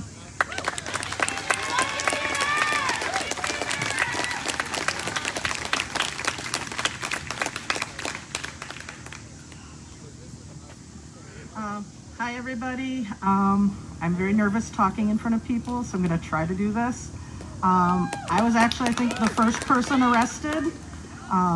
I was down there in my usual capacity with my vehicle, providing water and snacks to everybody that needed them, helping out with the medic crew, and I was willing to be down there until I heard that they were all armed with tear gas, and my asthma I didn't think would be a good mix with that. So my friend and I decided to leave, and I went to my car that was parked right there at Woodward and Grand River, and was going to leave, but because of the barricade I couldn't get out, so I figured I'd just stay in my car. They'd ordered me to disperse. I was going to try to leave. Instead, the riot line approached, and several of them surrounded my vehicle and told me I needed to get out of the car. I told them I was trying to obey their orders and leave. They told me that was bullshit and said that all of the barricade equipment had been pulled out of my car, which is a small Chevy Volt. I don't think that's possible. They opened the door of my car, twisted my arm, trying to pull me out. They kept insisting I had to get out of the car, I shouldn't be down there. I tried to get my seatbelt off and could only kind of halfway get it off as they pulled me out of the vehicle. I was entangled in the seatbelt. They continued to pull on that as it was pressing against my chest and throat. They were yelling at me to stop resisting. I was trying to tell them that it was the seatbelt. They finally got me disentangled from that and got the zip ties on, never telling me anything about why I couldn't leave when I was trying to follow their orders. And that was the beginning of about 12 hours of insanity. We were put on buses in crowded situations with COVID, was not real smart. They didn't have masks for everybody that had lost theirs during the scuffle. I think that's really problematic. There were police officers getting on and off the bus without masks, and we would ask them to please put on a mask. Several of them looked at us and said, no. Didn't give any reason, just said no. One of them even said, well, you guys are wearing yours, you're okay. That's not how this works. They got us to the detention center several hours later. We were in a little fenced outdoor area. I started referring to it as a petting zoo because it's kind of what it felt like, on display for all of the other officers and people coming and going from the building. I will say when we saw all of the folks that had arrived and were waiting for us outside, that was a huge morale boost. So thank you to everybody who was there. It meant so much to see everybody there, and they stayed all night and all morning, and we all got applause as we were released. So that was amazing. But I mean, I was trying to provide water and help everyone, and they're telling us that we're inciting riots, and it's just insanity the way they were treating us. Some of the other protesters on the bus had their zip ties so tight, when they got on the bus, their hands were blue, and it took more than 20 minutes for us to convince the cops that those needed to be removed, and so they could have circulation in their hands. And I think that was the most agony I've ever heard somebody in when they were trying to remove those. It goes on and on. There's so many things I saw. I kept hoping I'd see that one good cop. Everybody tells you there's just a few bad apples. There's good cops out there. Every officer that we encountered that entire night displayed either brutality, bullying. They mocked us, they laughed us. They were using their personal cell phones, taking photos and or videos of us while we were in detention. It was just every single fucking one of them. Yeah, every single one of them proved exactly why we're doing this. There were no good cops. One tried to convince us he was a good cop, and then when his colleagues mocked us and were bullying us, he wouldn't stand up to them. We told him this would be a perfect example. Why didn't you stand up? You're telling us you're a good cop. I mean, they're not out there. I fail to believe they exist. So thank you everybody for continuing to come out. I'm still going to be here. If they ever give me my car back, I will be back there driving and getting water and snacks for you. So thank you.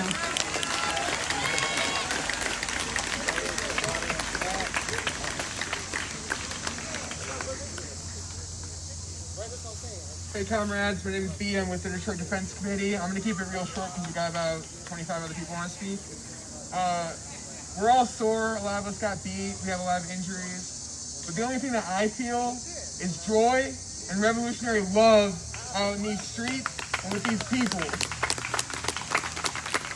Some of our comrades are in the hospital fighting for their lives right now.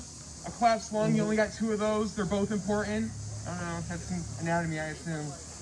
So I've been thinking a lot on this question of sacrifice, right? What are we willing to give up in order to get the world that we want? So I'm just going to read a quick passage from Huey Newton's autobiography, Revolutionary Suicide, where he says, "It is better to oppose the forces that would drive me to self-murder than to endure them. Although I risk the likelihood of death, there is at least the possibility, if not the probability, of changing intolerable conditions. Revolutionary suicide does not mean that I and my comrades have a death wish. It means just the opposite. We have such a strong desire to live with hope and human dignity that existence without them is impossible. When reactionary forces crush us, we must move against these forces, even at the risk of death. We will have to be driven out with a stick. All power to the people.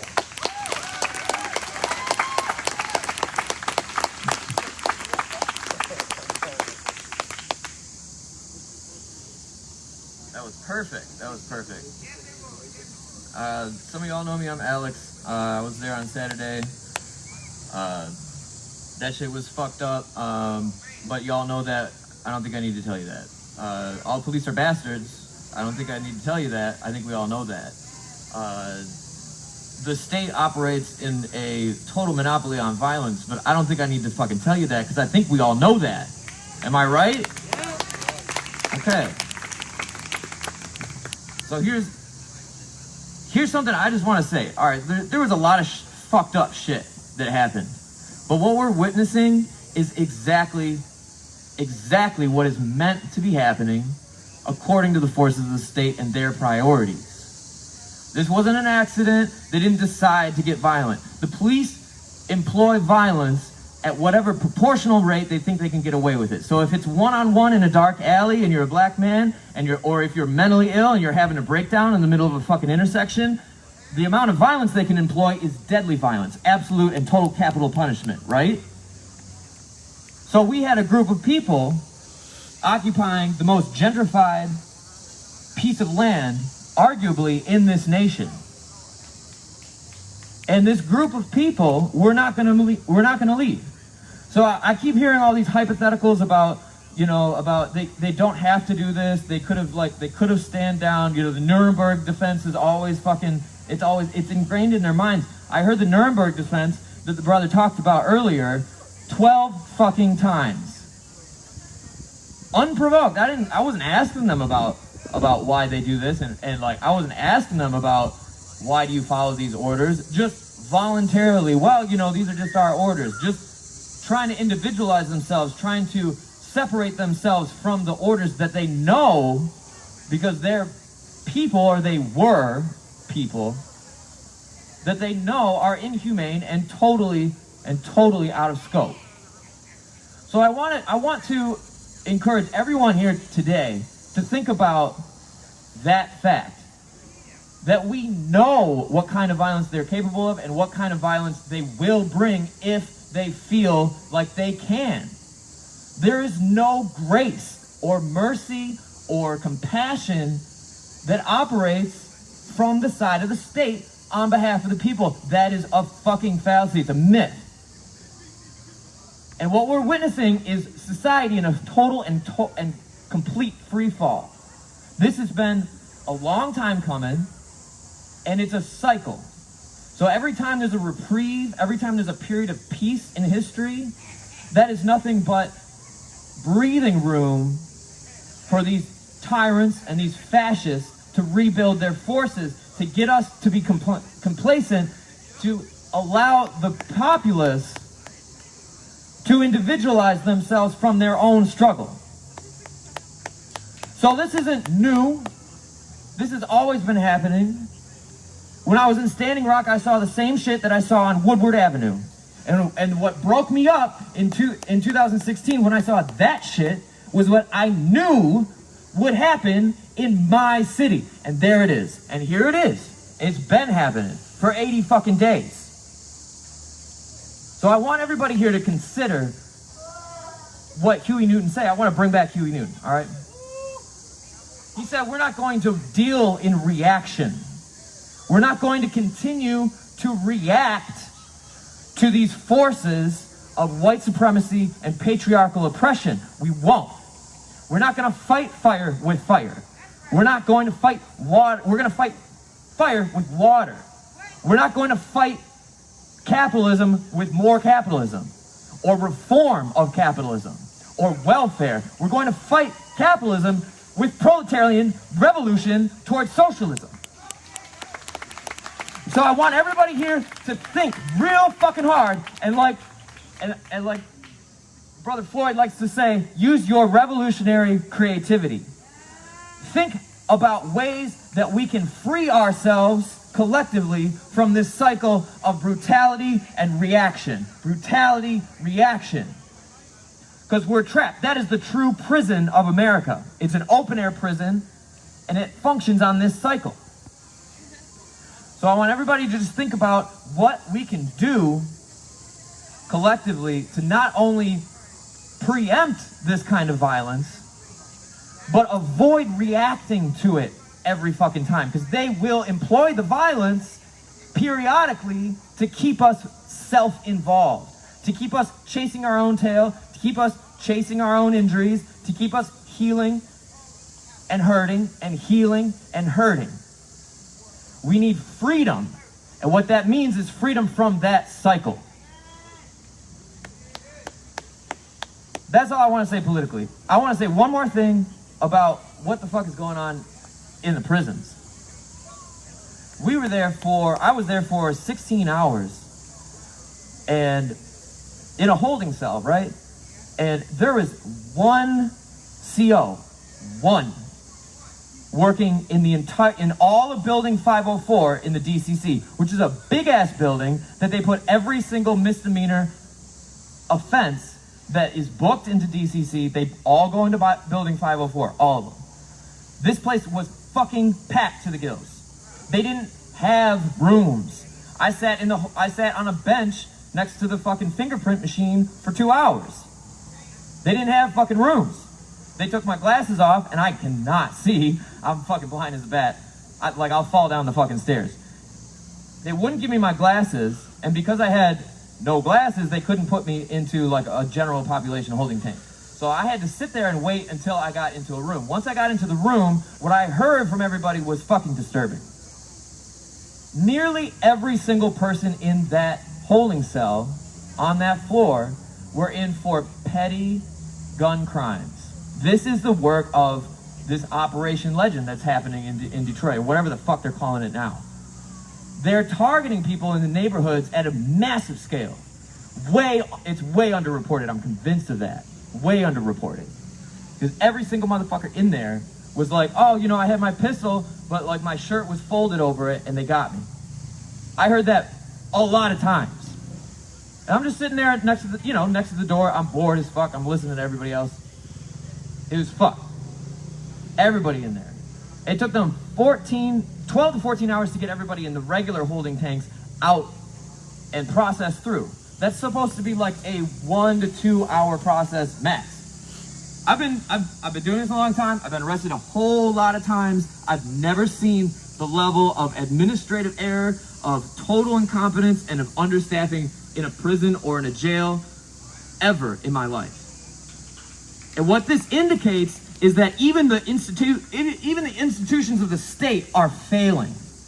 They're in a state of total free fall. They're understaffed and they're underfunded. But yet they get all the money in the city coffers. Where the fuck does that money go? This is a money laundering scheme that we're witnessing on a scale never before seen by humanity. That's what's happening in the city of Detroit. They're robbing us and they're terrorizing the community to keep us from fucking seeing that fact. So that's why I'm like real stuck on that point of freeing ourselves from this reactionary cycle of police brutality and legal recourse, right? Police brutality, reaction. Police brutality, reaction. That shit has to end. We need to come together as a people and strategize how we can create a united front through all coalitions, all organizations in the city of Detroit, and demand all the above. That we don't have tear gas, that we don't have riot police, that we don't have fucking police at all. Absolute, total abolition of the prison system. Fuck this.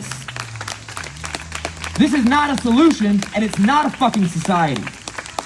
This is a failure of humanity on a national scale. And it crosses party lines, it crosses geological lines, it crosses every fucking line. It crosses racial lines, it crosses demographic lines, it crosses class lines, even to a point. And that's what we need to recognize, is that point where the class and the race structures of this country coincide. Because those people are who are benefiting from the abject terror and the loss of human life on a massive scale in this country never before seen. So I just want to thank everybody for coming out. I was like really, like I was brought to tears by everybody who came out and saw us come out of the prison. I thought there was gonna be nobody there. I was there for 16 fucking hours. You know what I'm saying? Like, thank you so much from the bottom of my heart. I love you all. Let's get this work.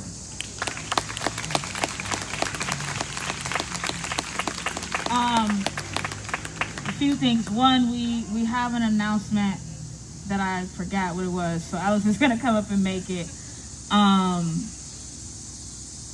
Yeah.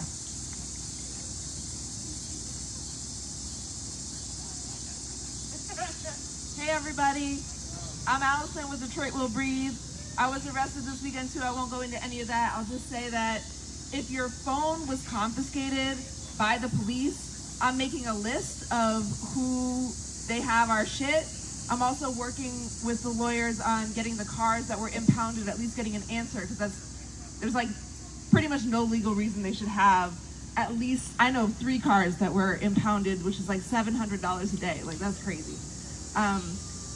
So if your phone, or if you're worried about something else about that, I can communicate with the lawyers for you. I'll just go right over here. So the other thing is, I know we voted on an agenda for this meeting, but what is clear is that what we need to do right now is make space for the people who were impacted by this brutality, and that, like, we see that from the line of people who want to speak. So I guess I'm putting forth the proposal that we hear from the people who are in this line who have been victims of DPD, and then we have brief discussion about the rest of the week. Is that, how are people feeling about that?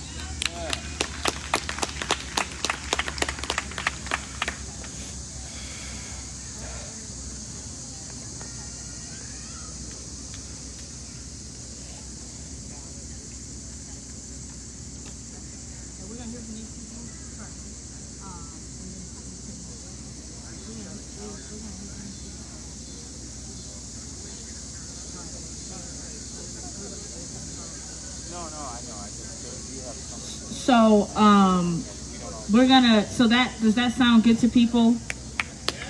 Okay, great. And then we will likely have a few more announcements after we get through that list.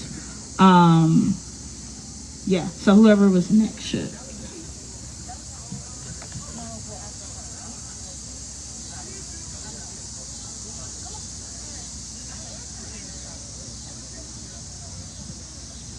Hello.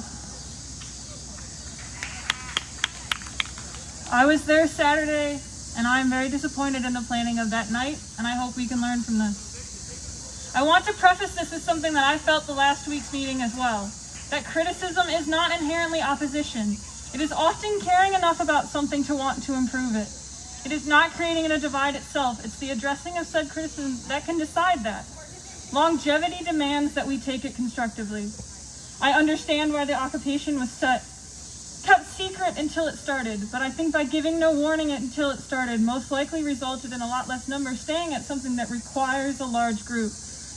I also think it unintentionally meant worse injuries. For instance, a lot of us have goggles and gloves and helmets that we left behind that night, not expecting anything different than the past couple weeks. I think having to make that decision in the moment is unfair.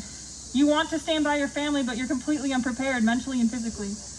The simplest thing is wearing your contacts or bringing your kid could have made that decision for you. Do you stay and risk arrest or injury, or leave and risk walking half a mile to your car alone? My comrades and I chose to get in our cars and run pickup.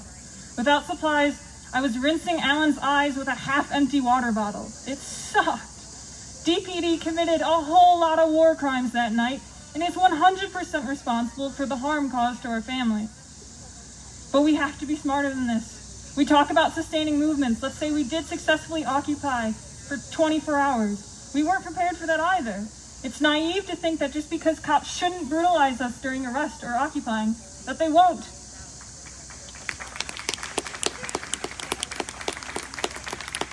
And I know y'all know that because you brought your goggles. And when we blocked the school buses, We were actually successful in protecting those kids that day. That was a hill to die on. Furthermore, we had given our names ahead of time in preparation for those arrests. It was hard for me to understand in that moment why that intersection was a hill to die on.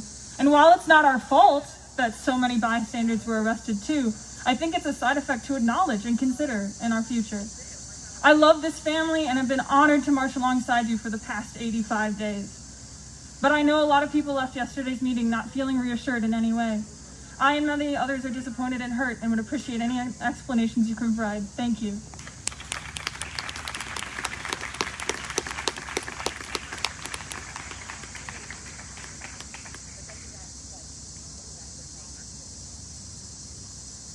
What up, though? Yeah. I'm Jati. I'm an organizer with Detroit Will Breathe. Before I say my statement, I'm gonna say, fuck 12. Fuck these feds. Fuck Mayor Duggan. And fuck James Craig. Bitch ass motherfuckers. Fuck James Craig. So these motherfuckers took my phone, right? They still have it. And I usually like write things in my phone, so it's kind of frustrating because a lot of this is off the cuff. But I'm gonna try to keep it streamlined to how Saturday went down, and also how a lot of people in Detroit are responding to it, right? So I've also heard a lot of comrades say earlier that, well, like, what do you expect? Or like, you know, just random people in the street. They're like, what did you expect? You were like sitting in the street. Did you not think that the police were gonna come and get you out of there? And then it's like, yeah, you know, typically you would think that, right? You would think that they would just come and get us out of there. But this is the thing. A lot of us off rip, we didn't even go there. We went to the extreme. We were like, they probably gonna come here and beat our ass or try to beat our ass. Like there's a complete disillusionment and that these motherfuckers are only out here trying to protect law and order, right? Because ain't no order, it's chaos. That shit was a slaughter. And like the good sister said right before me, a hill to die on. And man, a lot of people, a lot of revolutionaries, they want to bring up revolutionary suicide and what that means to them. But I didn't hear revolutionary suicide. Well, no, what he did say, that was exactly what's poignant about that text, is that revolutionary suicide is not the choice to die. Revolutionary suicide is not the choice to sacrifice everything just for the temporary. Revolutionary suicide is the sacrifice of the comfortable, of the self, but also the sacrifice of the easy way out of just death, right? We got to do everything that we can do to protect our lives and to perpetuate our lives, because through repression, brutal repression, and destruction, they will wipe us out. Like, if we keep going out there, no, because we don't, there's a ton of people who already immediately expect that shit, that these people are here to hurt us, not just lock us up. If you go out there thinking that you're about to get some mercy, you will face the consequences of that. As far as like sustaining this movement, personally, I believe that we should be revolutionarily doing everything that we can to sustain our lives and to protect each other.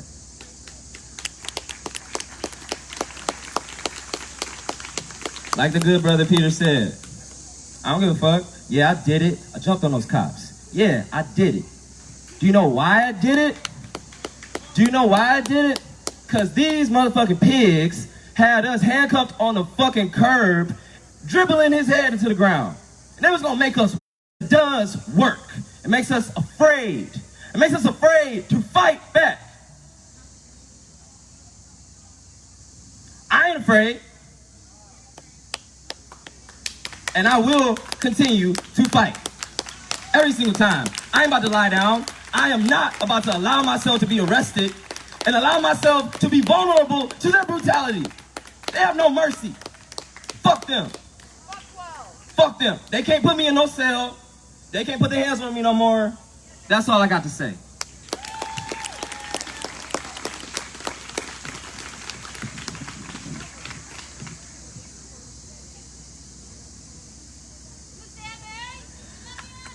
Hi, I love all of you.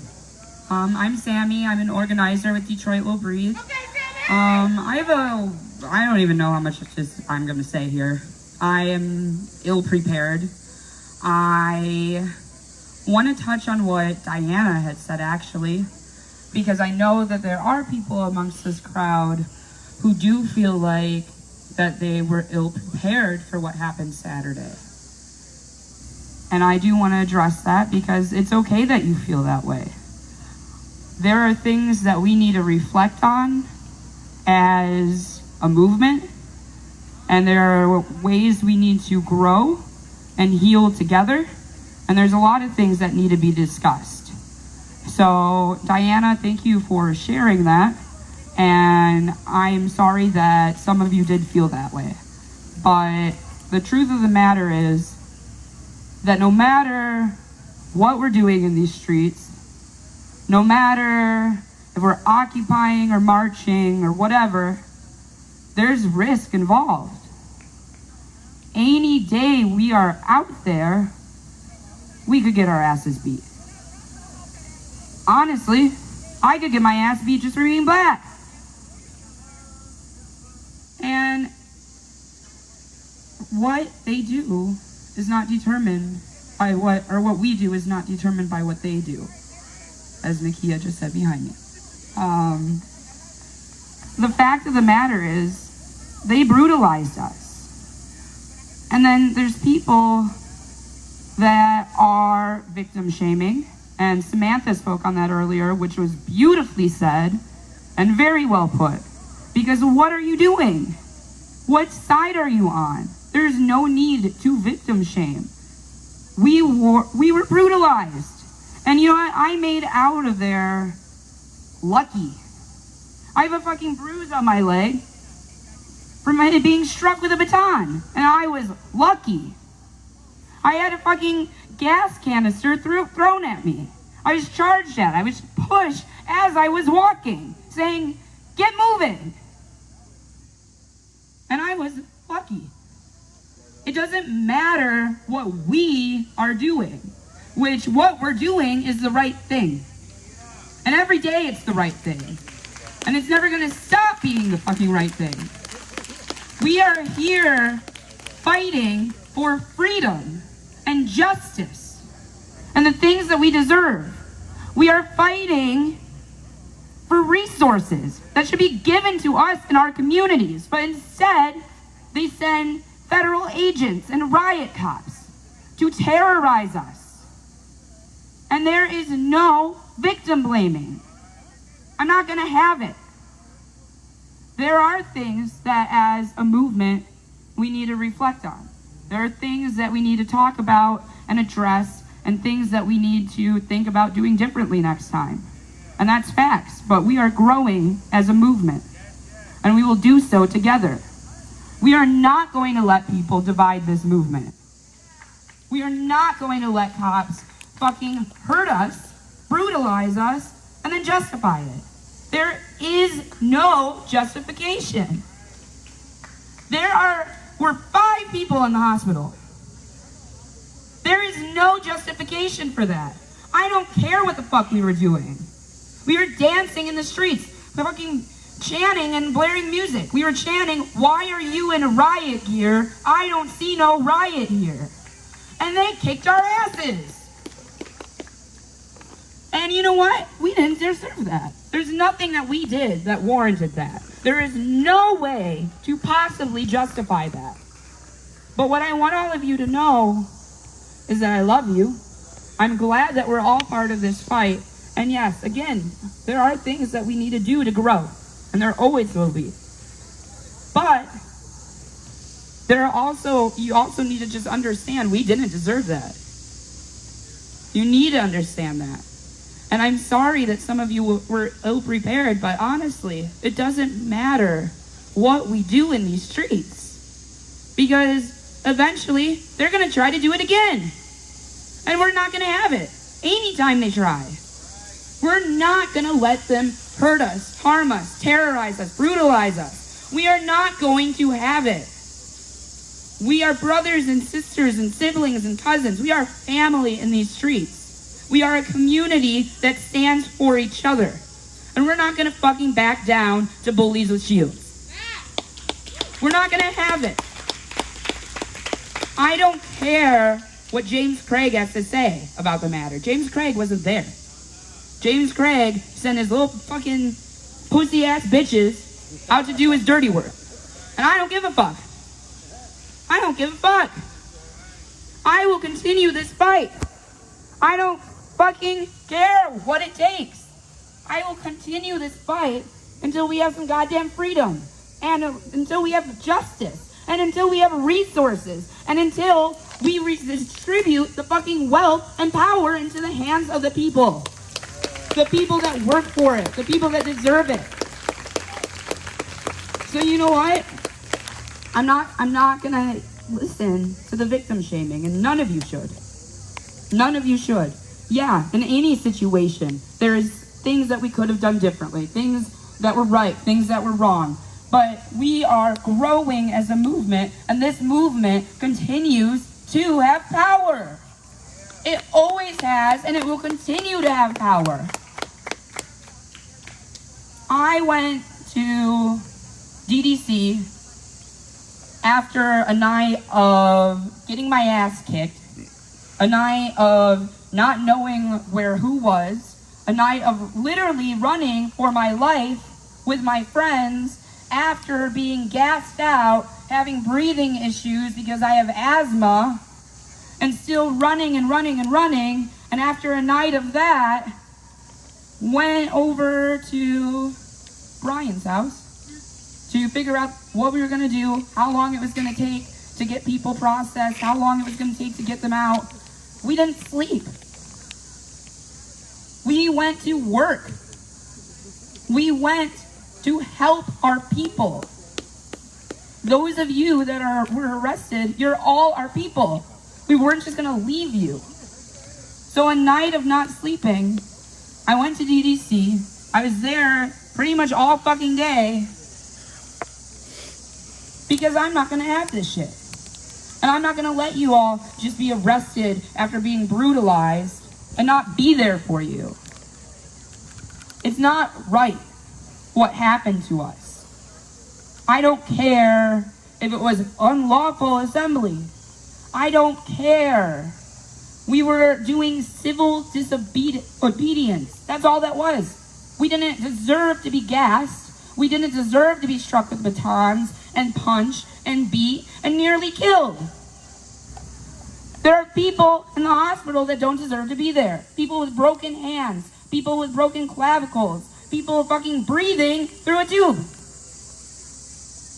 So no amount of what we did wrong justifies the actions of DPD.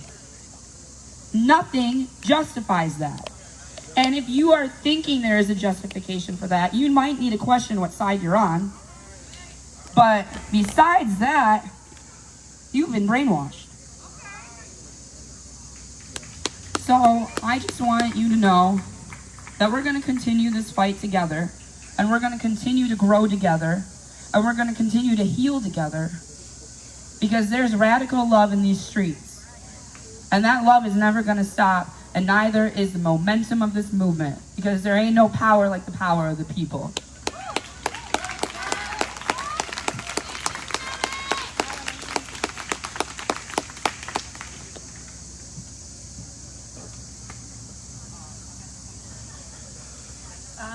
I just want to give a fuller picture of some of the brutality that happened on Saturday night, Sunday morning. Most of us have either seen or were a part of the line that was charged. However, there is a lot more that happened that night that I personally experienced, and I want to highlight two things. First is that my body was used as a projectile to target medics. If they want to say that it was about standing in the street, the medics were standing on the sidewalk. I was thrown into them, and then they were targeted, thrown to the ground, and arrested. They were not standing in the street, even if they wanted to. And that is something that is, targeting medics is something that is prohibited by the Geneva Convention. So if we want to talk about the war crimes that the DPD is committing, we need to be including We need to be including the targeting of medical personnel and medical health. The second thing is that after the majority of people were arrested and after the police had finished what they were doing on Woodward between Grand River and John R., the riot cops were in lines sweeping the streets around the McNamara building. So therefore they were obviously looking for people going back to their cars. That had nothing to do with the protest. There was nothing happening in that area for them to be in full riot gear and to be searching out people in that area.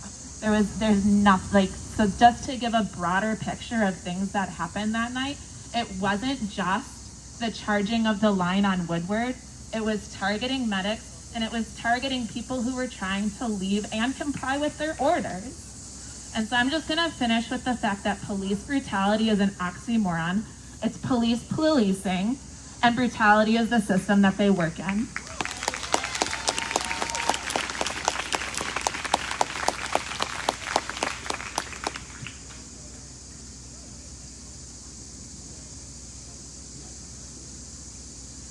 Hey, I'll keep it quick. I don't have a lot to add that hasn't been said. We know the police came and threw the tear gas at us.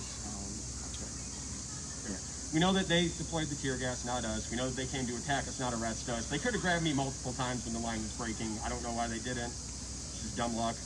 I just wanted to tell a story that hasn't been said yet. Me and two friends got separated when they first broke our line, and we kind of reformed. And my friend had gotten hit in the knee with a baton because they were targeting people's joints. I've heard about, hands, ankles, knees being hit. My friend has a bad knee, and the medics are looking at him, and they deployed tear gas again. We run him down the street, carrying him, because he can't walk on it, really. We run him down the street, we get clear, and the medics are looking at him and saying, we have to stay with you. And he looked at them and said, no, you need to go back. Somebody is probably hurt worse than me. I think this kid is like early 20s. He was a kid to me, because I'm almost 30. But seeing that kind of courage meant a lot to me, and that's what's keeping me out here. We've heard a lot of brave people speak. We've seen a lot of people get hit by cars or brutalized or arrested multiple times and come back out.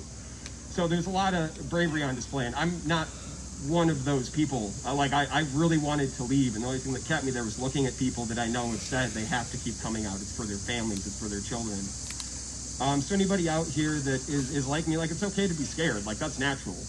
We don't have to be cold-blooded. We don't have to be the bravest, strongest people. But please, anybody that has kind of fallen off or can't make every day or is wondering if you have it in you to do this next time it's something like this, you do. We can do it. This is like a couple 100-year fight, and I'm coming to it really late in the game, being, in my mid-20s before I was even taking to the streets for activism stuff. But it's very simple for us looking that are just like normal people that live in Detroit or Southeast Michigan or wherever you're from. We're seeing something that isn't right, and all we can do is come out and try to be brave like the people that are organizing this and being great examples for us. So thank you to all of them. Thank you for everyone that was out there, and thank you to everyone that will be out there next time.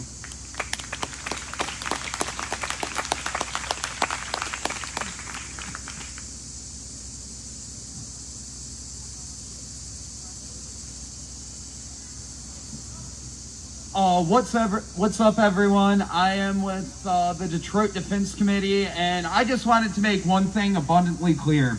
What happened on Saturday was a vicious attack. It wasn't any fucking, they were in the streets, it wasn't the police were on some macho bullshit. Those were all fucking symptoms. This was a system-sustaining attack on working class people, oppressed people, people of color, anyone who doesn't have their fucking shit in this world. That's what that was an attack on. They did that to show if there is any fucking dissent in this country or anywhere else. They did that to show, hey, we'll beat the living fucking shit out of you, and we'll conveniently leave some of you to die. And if you pull through, that's on fucking you. People are fucking collapsed lungs, fucking holes in their fucking faces. I can't even fucking laugh or scream without pain, but I'm fucking screaming. So fuck you, Chief Craig.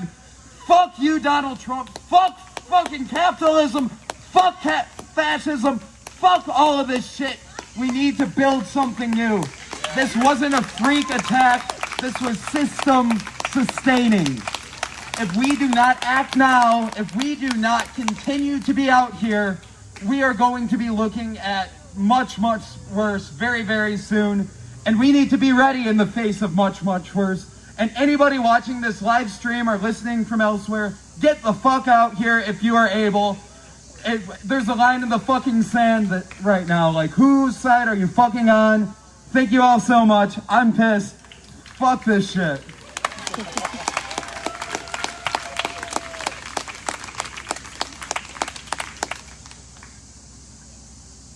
Hey, so I live and work in the city. I've been going to as many marches as I can with my instrument.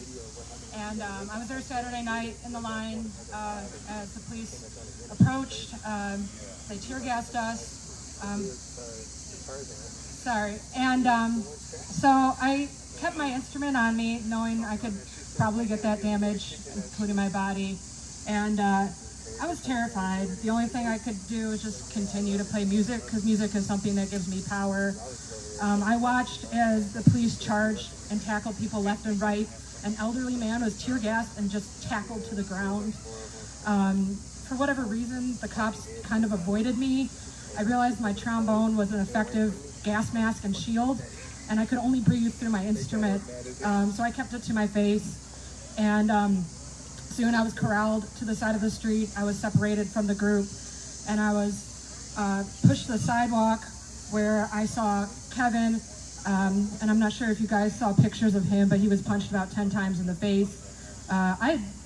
Funny enough, I had met him earlier that day on the DeQuinder Cup with his girlfriend, and so I noticed him in the crowd, and so I kept noticing him places, and I noticed he was retreating back to the building that he lived in, which was right there where the assault took place. He was tackled by about 3 police officers, punched repeatedly in the face. I'm sure you guys all heard his story yesterday. I heard him scream, "I live here." He was literally 2 feet away from his front door. I heard him yell, "But I didn't touch you," as they continued to punch him. And the only thing I could do was play the first song that came to mind. It was the Godfather Waltz, because the cops are a fucking mafia, and they're organized criminals. And it's a crime what they did to everybody.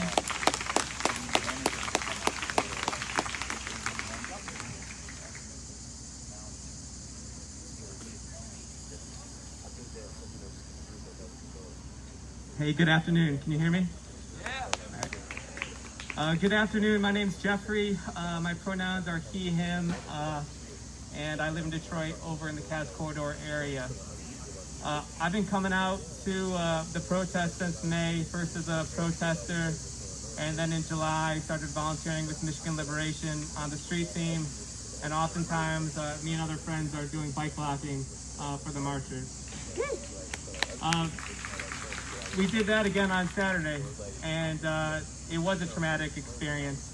I guess what I want to say, though, is that I feel like I've been doing a disservice to the group for quite some time.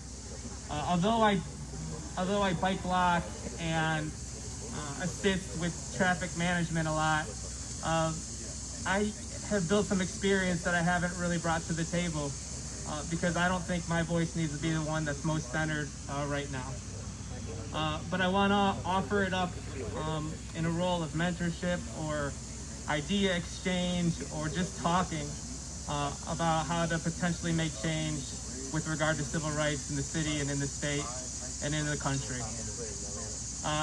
I used to work at City Council as a policy advisor in 2014.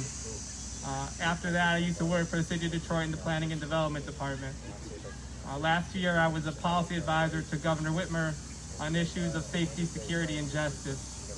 I study a lot of this stuff. I've studied it for about 20 years, and it hasn't brought about the kind of progress I wish it would, but that's one of the reasons I'm here. There's a lot of leadership here. Everyone sitting here is a leader, from Nakia to Lauren to Straw to Q to so many people, Brooke and Lisa, to everyone. Look around, everyone. This is a wealth of leadership, and that's one of the reasons this is so powerful to so many people, including myself. I think everyone here deserves acknowledgement and attention and love and respect, and you have mine deeply. So whatever I can do to be a resource going forward, if it's just riding a bike and helping to make sure people are protected and safe, I'm here for it. If it's taking a video Saturday night that hopefully helps protect people going forward or holds the police accountable, I'm here for it. If it's just to talk or give someone a hug or to be a friend or a family member, because that's what we've built, and I'm here for that too. So thanks for hearing me out. I really appreciate it, and however I can be a resource going forward, I'm a small brown kid with a hat. Come find me. Thanks.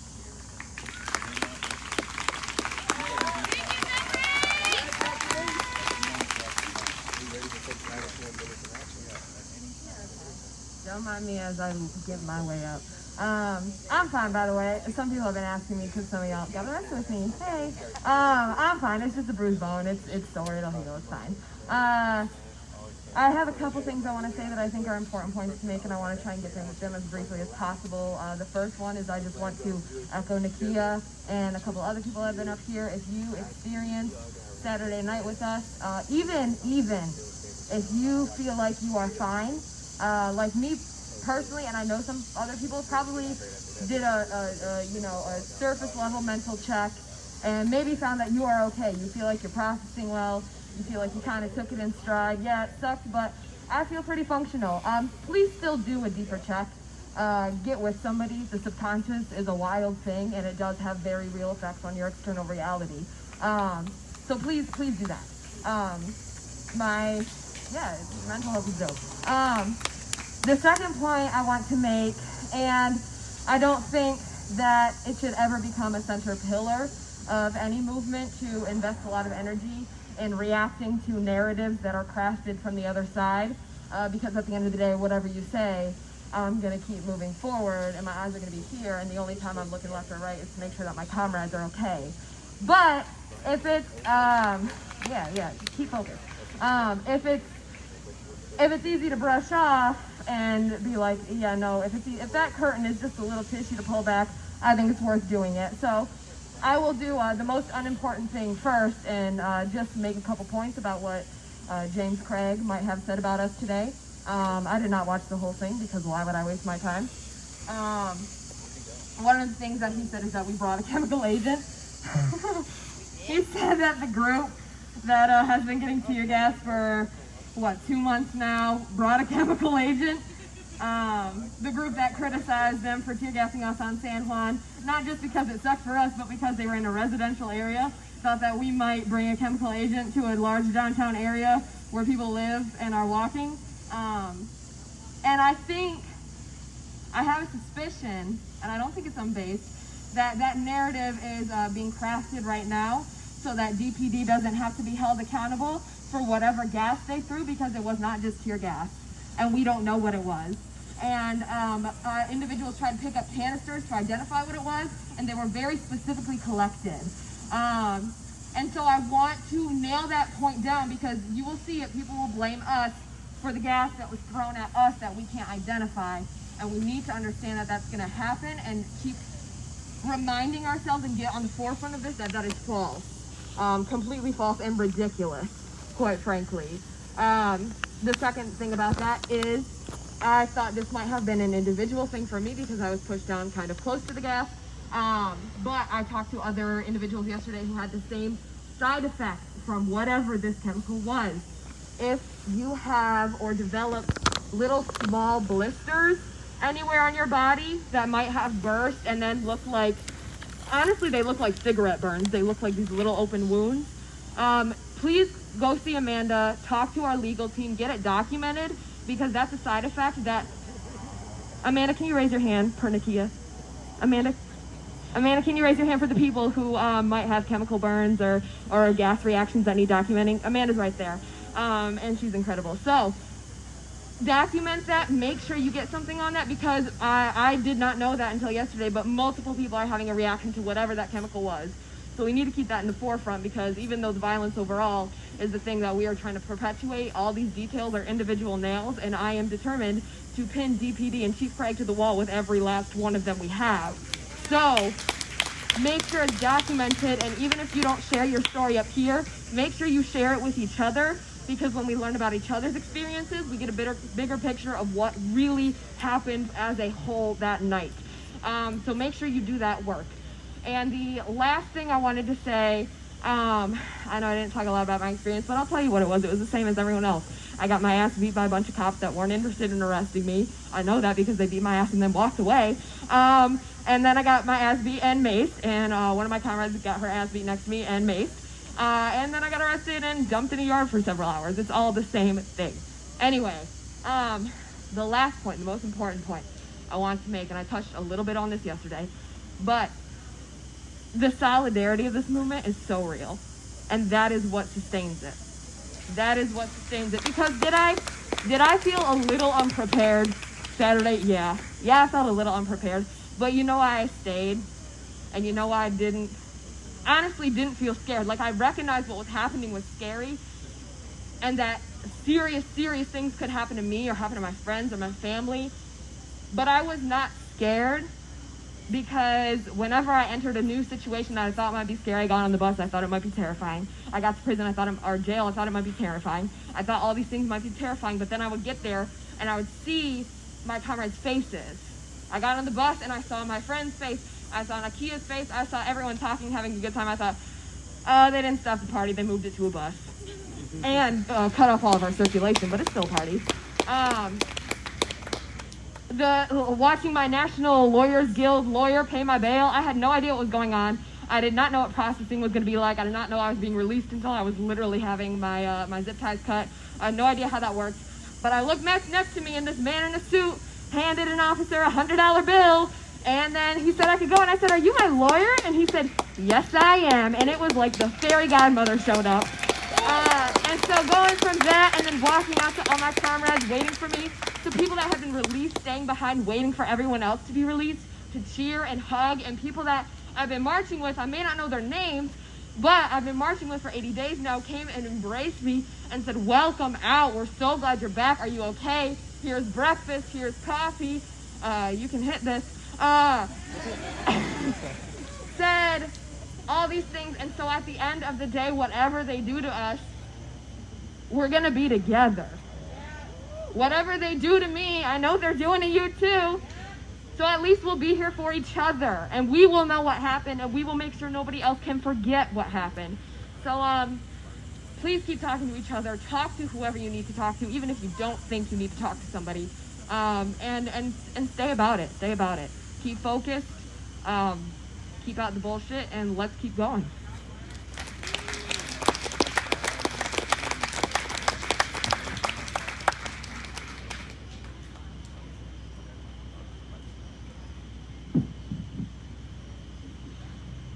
What's up? What's up, y'all? Y'all all right? Well, I know you're defeated. Y'all sound defeated, but it was a victory. It was truly a victory. And a lot of people don't see it like that. But I'm gonna be short because, you know, I cut in line. But, yeah, I definitely cut in line. But this is all I want to say. Because I said this before a couple times when I talked back in, I don't know, maybe Cody or something like that. But this is the seriousness and the level of risk that I was talking about. When things look like it can get ugly, will you stand? You know, this is the true test of the courage. You know, I had no idea what to expect, truly, from DPD. I didn't expect riot gear. Oh, did I even introduce myself? My name is Alan with Detroit Will Breathe. I'm so sorry. I just start going, my bad. And you know, we were all put in situations that we never even realized we had to deal with, or never even expected we had to deal with. You know, the arrests. I saw clap it up for the arrests, because I saw a lot of that, y'all. I saw a lot of that. That takes courage. I saw one of my boys fall. Immediately went to him because I thought, you know, the cops were going to go in and just take him. I grab him, trying to pull him in. And a cop point blank, pepper spray, point blank, immediately blinded. I had no idea where I was. I had no idea where I was walking. And like was said before, it was Gage, and I'm so sorry, the lady that told my story before me. I don't know your name, but you are truly an angel. You are a blessing, because I had no idea where I was. And it's moments like that where this movement truly stands up, truly helps each other out. And we see where the money that is sent to DPD and the police. We see what they do with that. We see that it's truly only used for tyranny. How could you retaliate to a non-violent occupation like that? And they talking about, oh, we got federal troops here because we trying to deal with the crime better, right? That's what they say. But you know what would really help the crime go down in Detroit? Federal money in these neighborhoods. Opportunity for these black lives that we are not given, that we think we can only amount to minimum wage. This is the seriousness of the systematic oppression that we see, that we deal with every day. So that's all I really want to say. We're going to keep being out here. We're going to keep fighting, because this is a struggle that we really don't know the outcome of. But regardless, we are out here, and we're going to keep being in the face of injustice until it is extinguished. Sorry, I got a little hood there. But I love y'all all. I'm glad y'all out here. And my name is Alan with Detroit Will Breathe. Love y'all.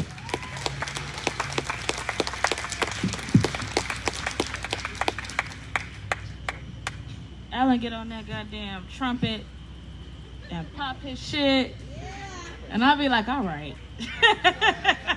So we only got, I think it looks 4 or 5 more speakers. I'm just asking people to bear with this. We don't want to cut off space for people who need this space. And I promise after these speakers, I'm going to say something very briefly, and then I'm going to talk about the rest of the week. So it won't be much longer. Thank you, everybody. Hi, I'm Stephanie. I know DPD didn't do this, but they tried. So I was there on Saturday, and I stayed to help with the medics. I'm usually helping with the medics or blocking with security or riding my scooter up front. And I wasn't prepared. I had goggles. I had some extra masks, but I didn't have a helmet or anything. But I still felt safe with everybody there. I turned down Clifford after everything was going on to try and help people, because the medics didn't get an opportunity to help because they were targeted. That's what they were targeted. Most of our medics were arrested, so there weren't people there to help. And the few that were there that got away, thank you. But I was scooting away on my scooter, and I hoped that they wouldn't do anything to me. But as I was scooting away, I had someone helping me scoot through the streets, and they were physically ripped away from me. And as they were ripped away from me, they charged, and I was swarmed by police. They didn't touch me or anything, but a couple of them started joking around with me and said, I think this is you picked the wrong night to come out. And one even asked, what happened to you? Are you okay? As I scooted forward, I had one hand on my scooter and one hand up. I got to the corner, and I didn't know where I was. And I had asked, what street is this? And I was told, go ask the people. We're not the people. So I turned around. And at that point, I was surrounded by police and with their shields up, and they pushed me against a building. They were pointing in my face and they were yelling things like, "You're not going home. You're ready for a fight. You have goggles on. We have a place for you to go. We're going to have someone come pick you up right now." And continued to point at me and get closer to me. Eventually, one cop walked by and said, "Enjoy your freedom, bitch," and let me scoot away. As I scooted away, I went to my car, and some of the medics and blockers had pulled up, and we got out of the car to try to reunite. You know, a lot of shit happened. And then we were met with cops charging the parking lot. One cop jumped over my car, and I sped away as fast as I could. And as I sped away, I saw them pulling people out of their cars. And that was my experience. But I also want to say that history has shown that change doesn't come by following the rules of the oppressor. And if you don't agree with what Detroit Will Breathe is doing, that's okay. There are other organizations that you can find that you may agree with, and that's okay. Not everybody has the same views. If we all did, it'd be kind of fucked up. Everybody in the world. I mean, but I also wanted to touch on something else. On Gretchen Whitmer. Because we've kept her name out of our mouth a bit.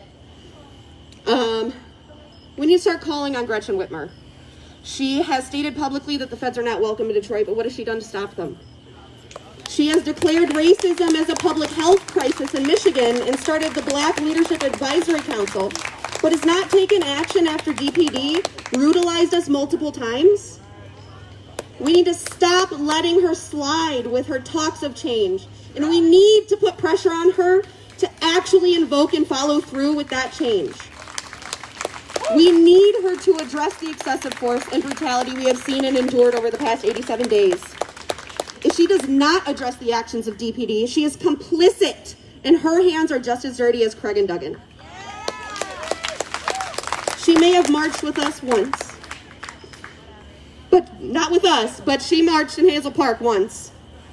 But she needs to continue her support for this movement. She needs to listen to the people if she is really for the people. She needs to take action and hold out, and we need to hold our elected officials accountable. Even Gretchen Whitmer. We talk shit about Trump, we talk shit about Duggan, we talk shit about Craig, but we're missing another powerful leader of our government. We're skipping over Gretchen Whitmer. We cannot let her slide anymore. And also, Rashida Tlaib has been on this shit. Like, shout out to Rashida Tlaib. And that's all I'd say. Thank you.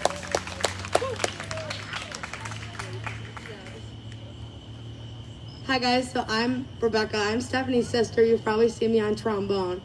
I actually wasn't here on Saturday. I was 12 hours away in Alabama, and I was one of the only people that had her location. And man, watching all the live streams drop, and she called me about 20 minutes before they moved in, and then right after her altercation where she got to her car, she called me, freaking out. I'm pinging her phone, trying to figure out where she is, if she's okay. Her panic attack on the phone with me, and then I was on the phone when they ambushed them and her driving away. I know I wasn't there, but she's my sister, y'all. Like, they cornered her. Like, I would have put up a fight, man. I would have tied myself next to her. And so I wanted to add on to what she had to say about not fighting with the rules of oppression. And so I said, I've said this multiple times.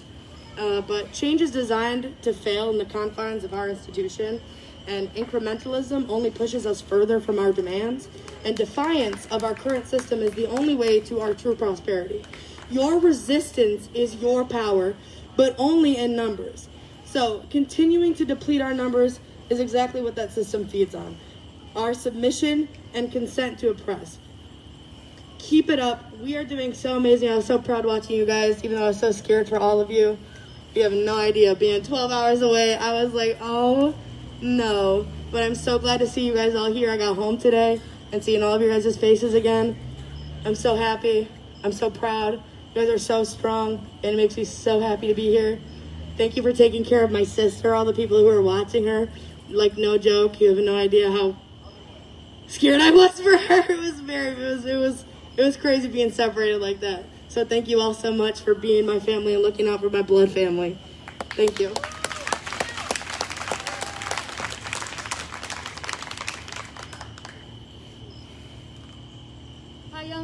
Milo. I just want to take an opportunity to offer you ocular acupuncture, which is excellent at releasing trauma for those of you that were brutalized. And this, I'm offering this for free, so I'm organizing an event sometime soon this week. So if you're interested, I'm going to be standing by these pillars right after this ends. Please come reach out to me. I can also connect you to free or heavily discounted massage to help you heal.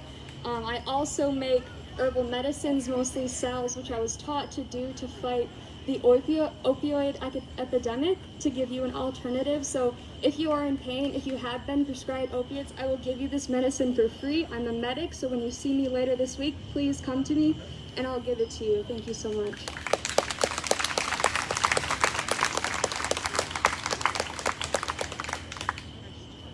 Hey, it's dark. I can't see. I'm sorry. I need a DWB person to come here.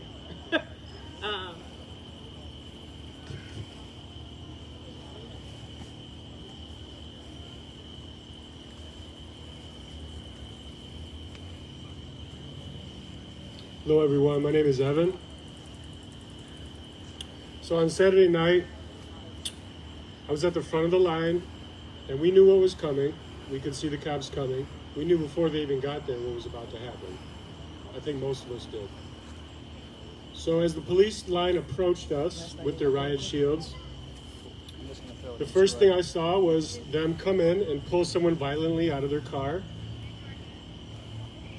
They proceed to keep marching towards us. As they tried to strip the barricade equipment away, they tripped over themselves, a few of them. They were so eager to get to us. They charged us in full force, and that's when they started to shoot us with tear gas.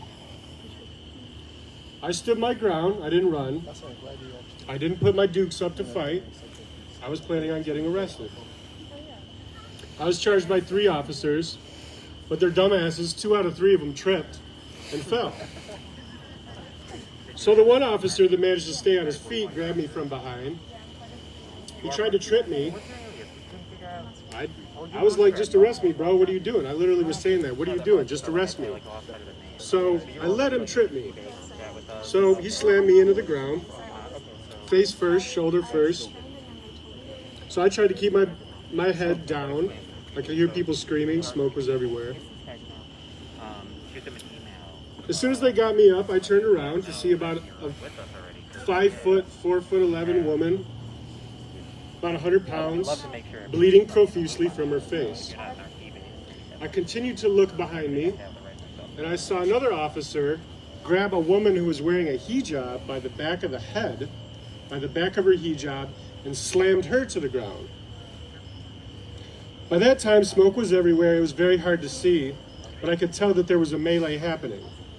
The cops proceeded to take me on the other side of the cars and take me over the curb in front of Shinola, where there was already people on the curb. At that point, I could see Naya, whose face was bleeding profusely, and several others that we were detained with. I proceeded to talk my shit to the officers, because at that point I was pretty enraged by what was going on. So a few minutes later, so prior to all this starting, there was a guy behind me. He introduced me as the cops were coming. He said, "Hey man, what's your name?" I said, "I'm Evan. Who are you?" He said, "I'm Peter. Nice to meet you." So I gave him a pound. I said, "All right, Peter, you ready?" Little did I know that a few minutes later, he would be the guy directly in front of me, about 3 to 4 to 5 feet in front of me, getting his head slammed repeatedly into the concrete with 3 officers kneeling on his back. So at that point, I jumped up and proceeded to scream at the officers to stop. At the same time, Jati popped up and used himself as a human bowling ball to launch himself in the cops. Good job.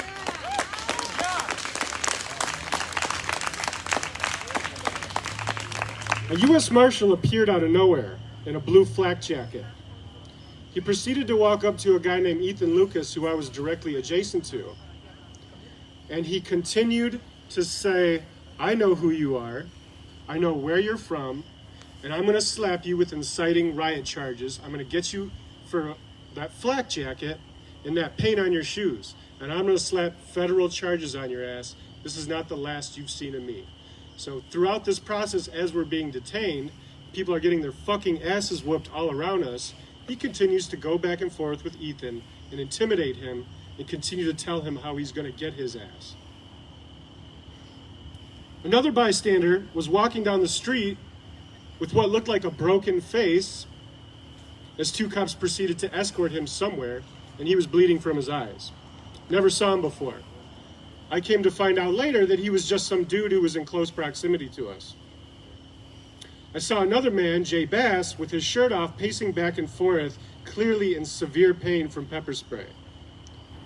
I witnessed two women in tears by the time we got on the bus, in tears because their hands were cut off from circulation from their restraints. The one woman, her hands were turning blue. Okay? Multiple women were bruised and beat up from what I could see, if not bleeding from their faces. At least 5 people that were arrested that we were on the bus with were not even part of the protests. The one white dude got his face broken. The other 4 who just happened to get wrapped up in the bullshit were black men. So I just want people to understand that they just randomly targeted black people and decided to lump them in with us and threw them in and got slapped with the same charges that we got. On the bus, a medic was brought on who couldn't even walk, okay? They finally had to take him off the bus. What I later found out, he had a broken rib and a collapsed lung. This is somebody who was in the process of helping someone who was brutalized, who in turn was brutalized themselves.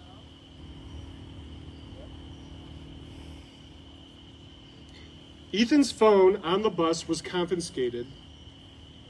They targeted him specifically. Then a few minutes later, they brought him off the bus. 5 officers searched him, and they disappeared him. And I never saw him again, and he didn't go to the DDC with us. At the DDC, we were subjected to a lot of taunting, a lot of ridicule, a lot of intimidation, and a lot of humiliation. If you were there, most of us ended up passing out in the yard because we were so fucking exhausted, right? Okay. So, this is how they operate. This is what they do. I'm going to read just a little post that I posted today about this. So just bear with me 1 second.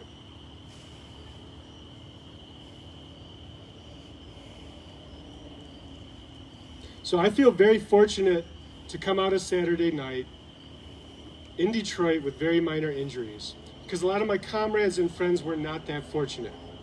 The level of brutality displayed by the police towards nonviolent protesters is likened to that of scenes we are all familiar with from banana republics and authoritarian government regimes abroad. In the last 88 days, I've seen exactly how the police lie, intimidate, humiliate, attack, assault, and even murder people with a multitude of weapons, including vehicles, and a variety of military tactics handed down from the Pentagon to be used domestically on our own citizens.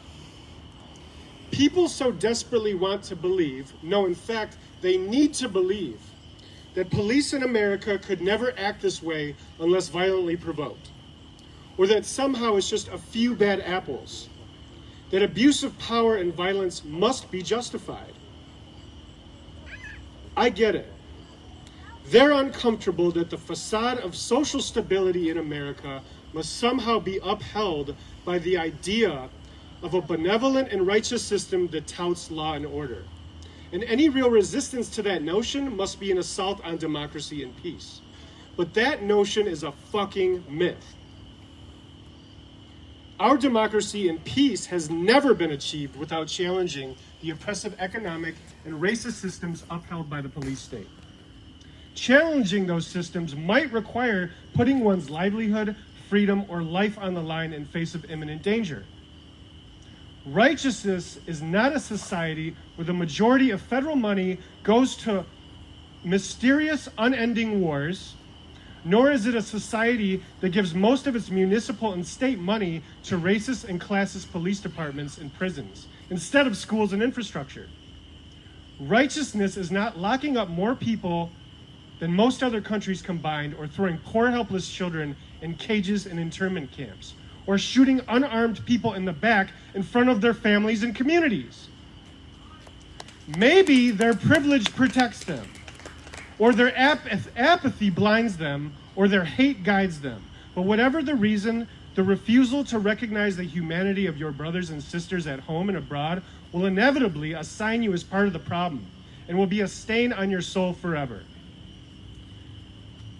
I heard today that the deputy chief says Detroit Will Breathe is not welcome to go home. I've been in this city for 16 fucking years. I pay their taxes.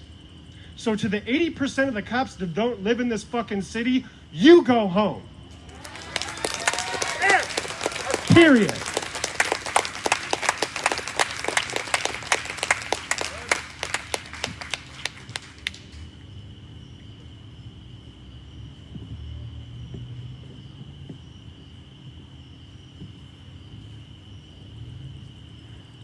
What up, though, y'all? I'm gonna try and keep it real quick. Get nervous and get chatty on the mic. Thank y'all for your time. I appreciate y'all being here and listening. I am admittedly guilty to be standing here comfortably. I have severe COPD from being hotboxed with tear gas in Portland in 2016. I wouldn't have been a help to anyone, and I stood on the northeast corner of Clifford and Woodward filming. 7 minutes before the first canister of tear gas was discharged, the gentleman who we know as Kevin, who lives on that block, invited me into his house. He said he could fit at least 7 people into his apartment, and he wanted to keep people safe. I don't know if anyone knew that, but he was trying 10 minutes before anything happened to keep us safe. And I think that speaks a lot, so I wanted to share that bit. Yeah, shout out to Kevin, whoever's filming this, major shout out to Kevin. At that point, I just started live streaming. I was pushed back by a law enforcement officer who was only labeled with a previously unseen patch on his chest that said Detroit Police. I'm not convinced that this individual was a Detroit police officer, and after multiple requests, he refused to give any identifying information. If any of y'all are friends with me on Facebook, it's on my live stream, or just hit me up later. The only thing that I remember after that for about 20 minutes was Alan coming out of the cloud. Where's Alan? I'm sorry to call you out, Alan. But right I just want... Hey, Alan, I love you, Alan. Hey. This is just an example of... I want to just, like, let y'all know how intense this shit was. If no one's ever been exposed to it. There weren't any medics anywhere because they'd taken all the fucking medics. This shit's really disorientating. And I put my, inner elbow around Alan's arm. Just his arm. I still have a capsaicin burn just from touching this man. his arm with my arm. Like, I didn't rub my face on his arm or anything. So we went to the liquor store just to try and buy a bunch of water, and the tear gas cloud actually shifted and hit a group of civilians. Everyone at that point just tried to wash themselves off in the fountain. I also saw a video of red smoke, and I kind of want to demand an explanation from DPD about that, because in 1925, the Geneva Protocol prohibited the use of indiscriminate, specifically gas-based weapons in war. There's loopholes for crowd control, which is why the cops can get away with this bullshit, but I kind of want to know what we were exposed to, because we're learning more about what happens to individuals who are exposed to gases. I think that's something that should perhaps be thought about. Also, one thing that stood out to me was that they moved like terrorists.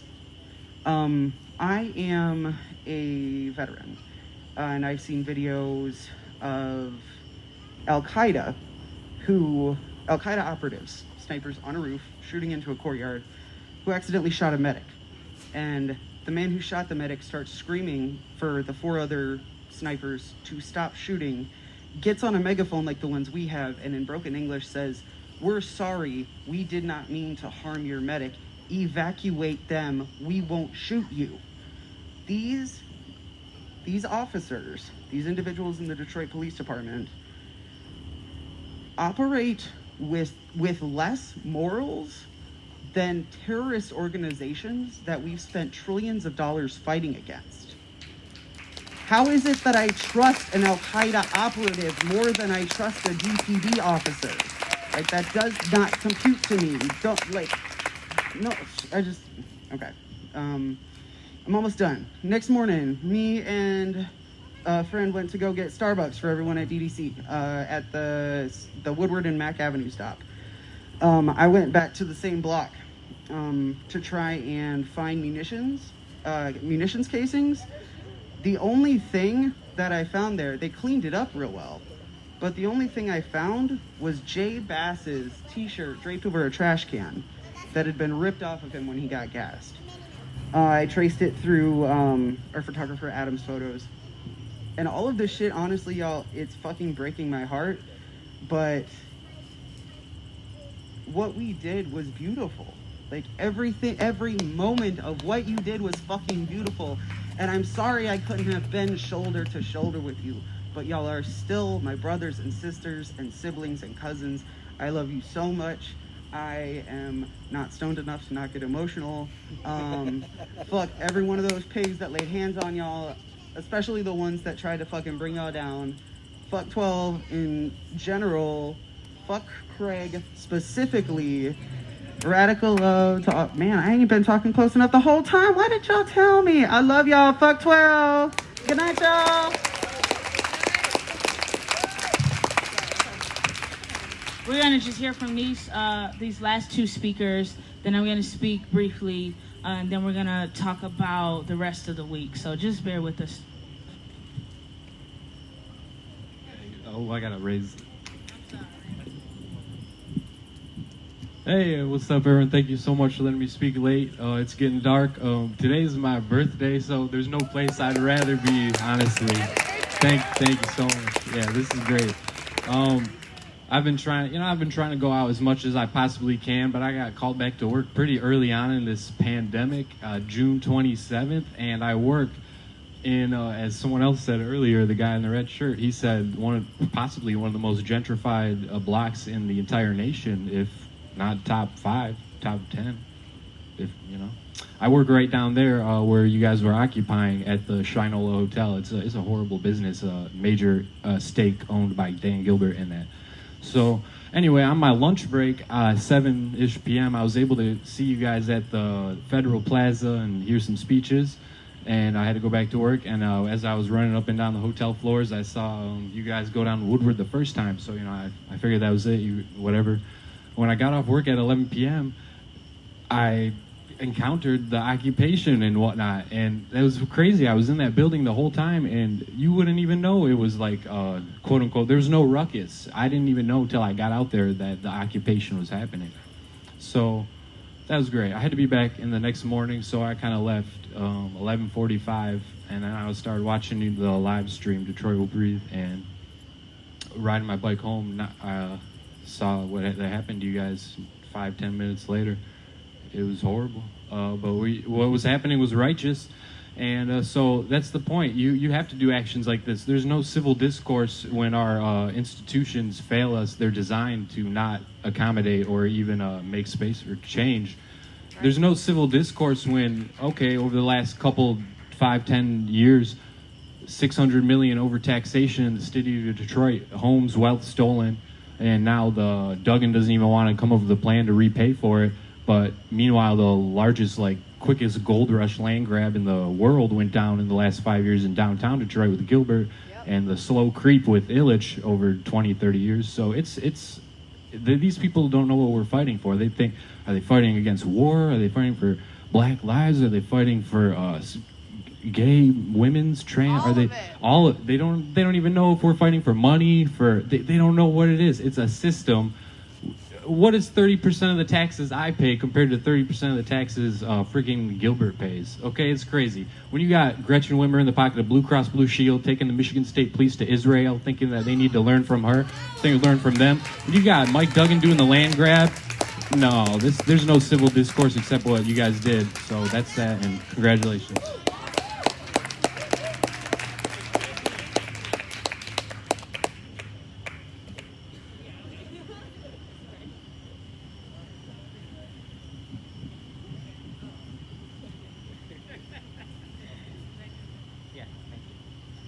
Hello, comrades.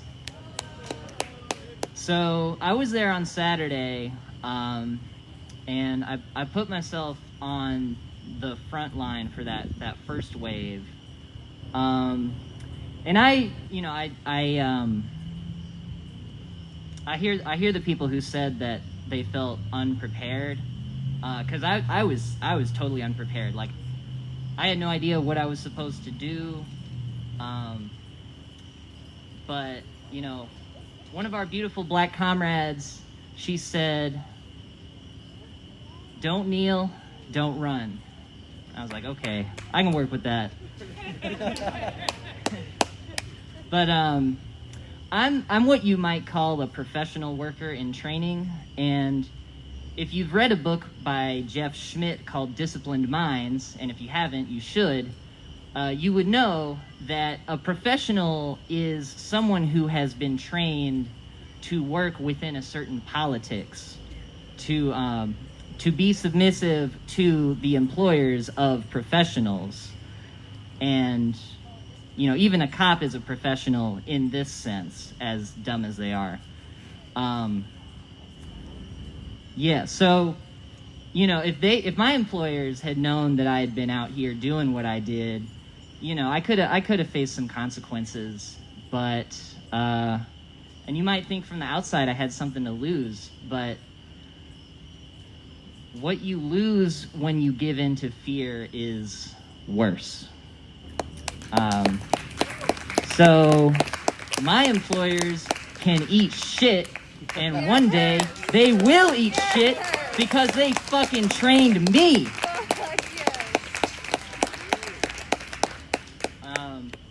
I just want to thank everybody just putting this shit together. Like, as I said, this was my first time standing up to one of these fucking Darth Vader lines. So, and it's really priceless to me. So I can't help but just selfishly thank you. Yeah, keep fighting the fight. We're gonna fucking win. All the pigs, they're either gonna be gone or they're not gonna be pigs anymore.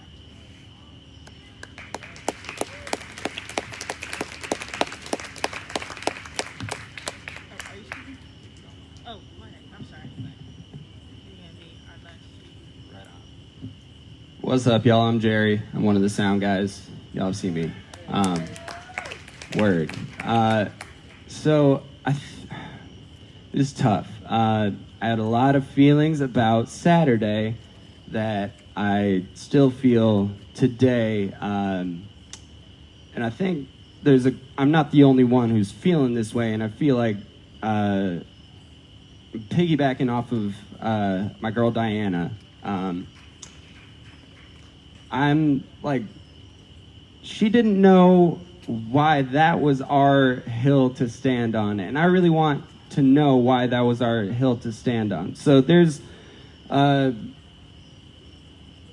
couple of things. One, I don't want this to come from a place of like, I'm not down for the movement, right? Like, this is coming from a place where I want us to be as productive as possible, period. Productive. I want us to make fucking change. And that's all I give a shit about. If that means I gotta take an L, then I'll take an L. Whatever. Like, when the shit happened with Hakeem Littleton, I dropped everything I was doing to pull the fuck up and demand answers and pull a goddamn wagon behind J Bass, right? Like, that's where I'm coming from with this. So, I want to know why, like, I want to know what the plan was. So, on the one hand, I was told the plan was we were going to occupy space, right, on Woodward.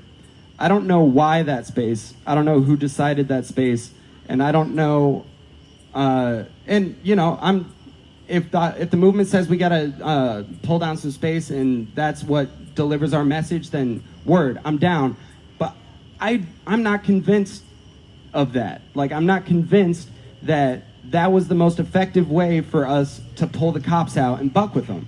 Like, if the goal was to bring the cops out so that they could beat our asses, then why there, and what does that do for us? That's all I got. I just got questions, and I don't feel like we've talked about them, and I want to talk about them today. All right, so I can sleep a little better tonight.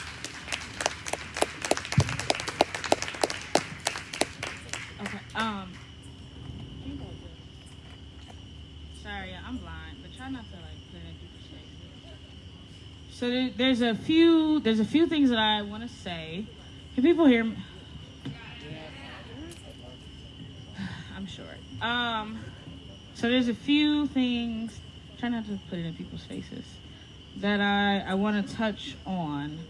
One, I want to talk about Saturday, and I want us to frame it and really understand why people are calling it a victory and why we're calling it a victory.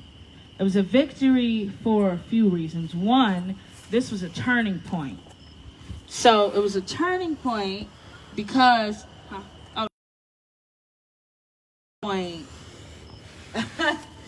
because they fucked up. Because there is no excuse for charging into a group of people who are just occupying space. And let me tell you, my name is Nakia Wallace. I'm the organizer and co-founder with Detroit Will Breathe. I was born and raised in this city. Most of the jobs that I've had have been downtown.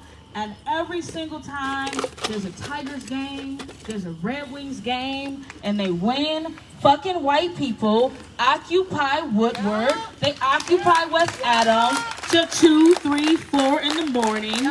They get drunk, they have fights, they fuck shit up, and they're never met with that level of brutality and force and aggression.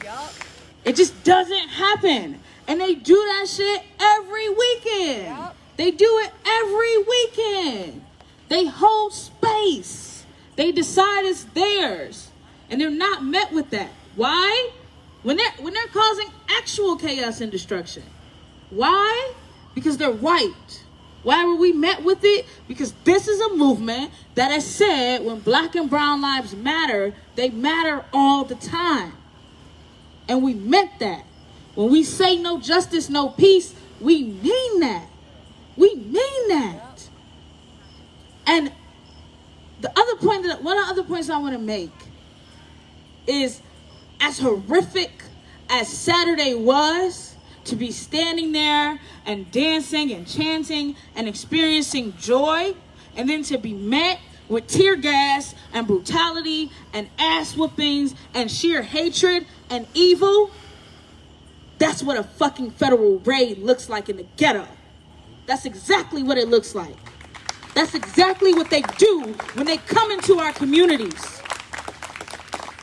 And of the arrests they made, we know at least 5 of them weren't even protesters. They were people just out on the streets, because that is who the police are.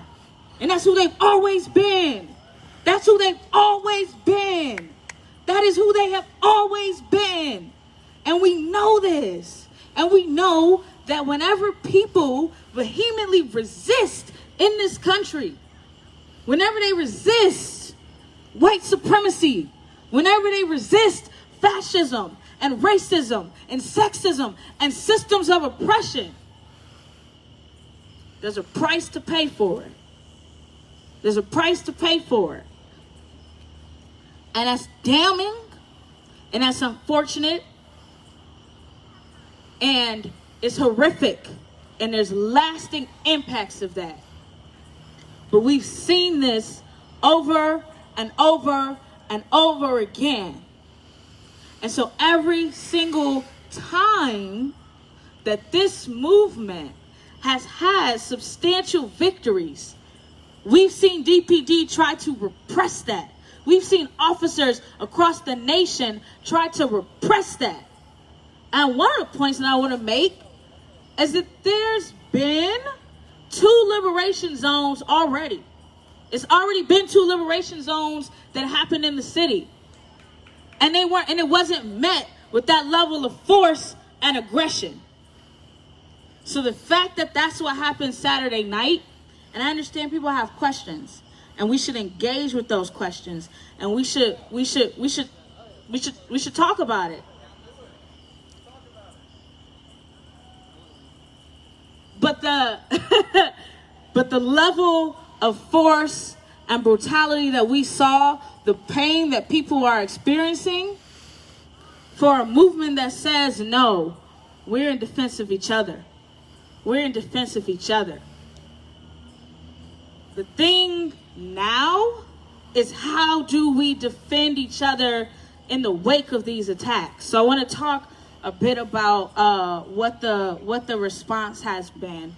So I don't know if people saw Congresswoman Rashida Tlaib, Michigan Senator Stephanie Chang have called for an investigation, an independent investigation into what happened on Saturday night. And why is that important? Why am I bringing that up? That is important because it's important for this movement to recognize our victories. Because what that means is the level of outrage, the way that DPD really showed their asses, the way that they showed their asses cannot be ignored. And people are prepared to act on that. People are prepared to hold them accountable in a way that they, in a way that they weren't a month ago.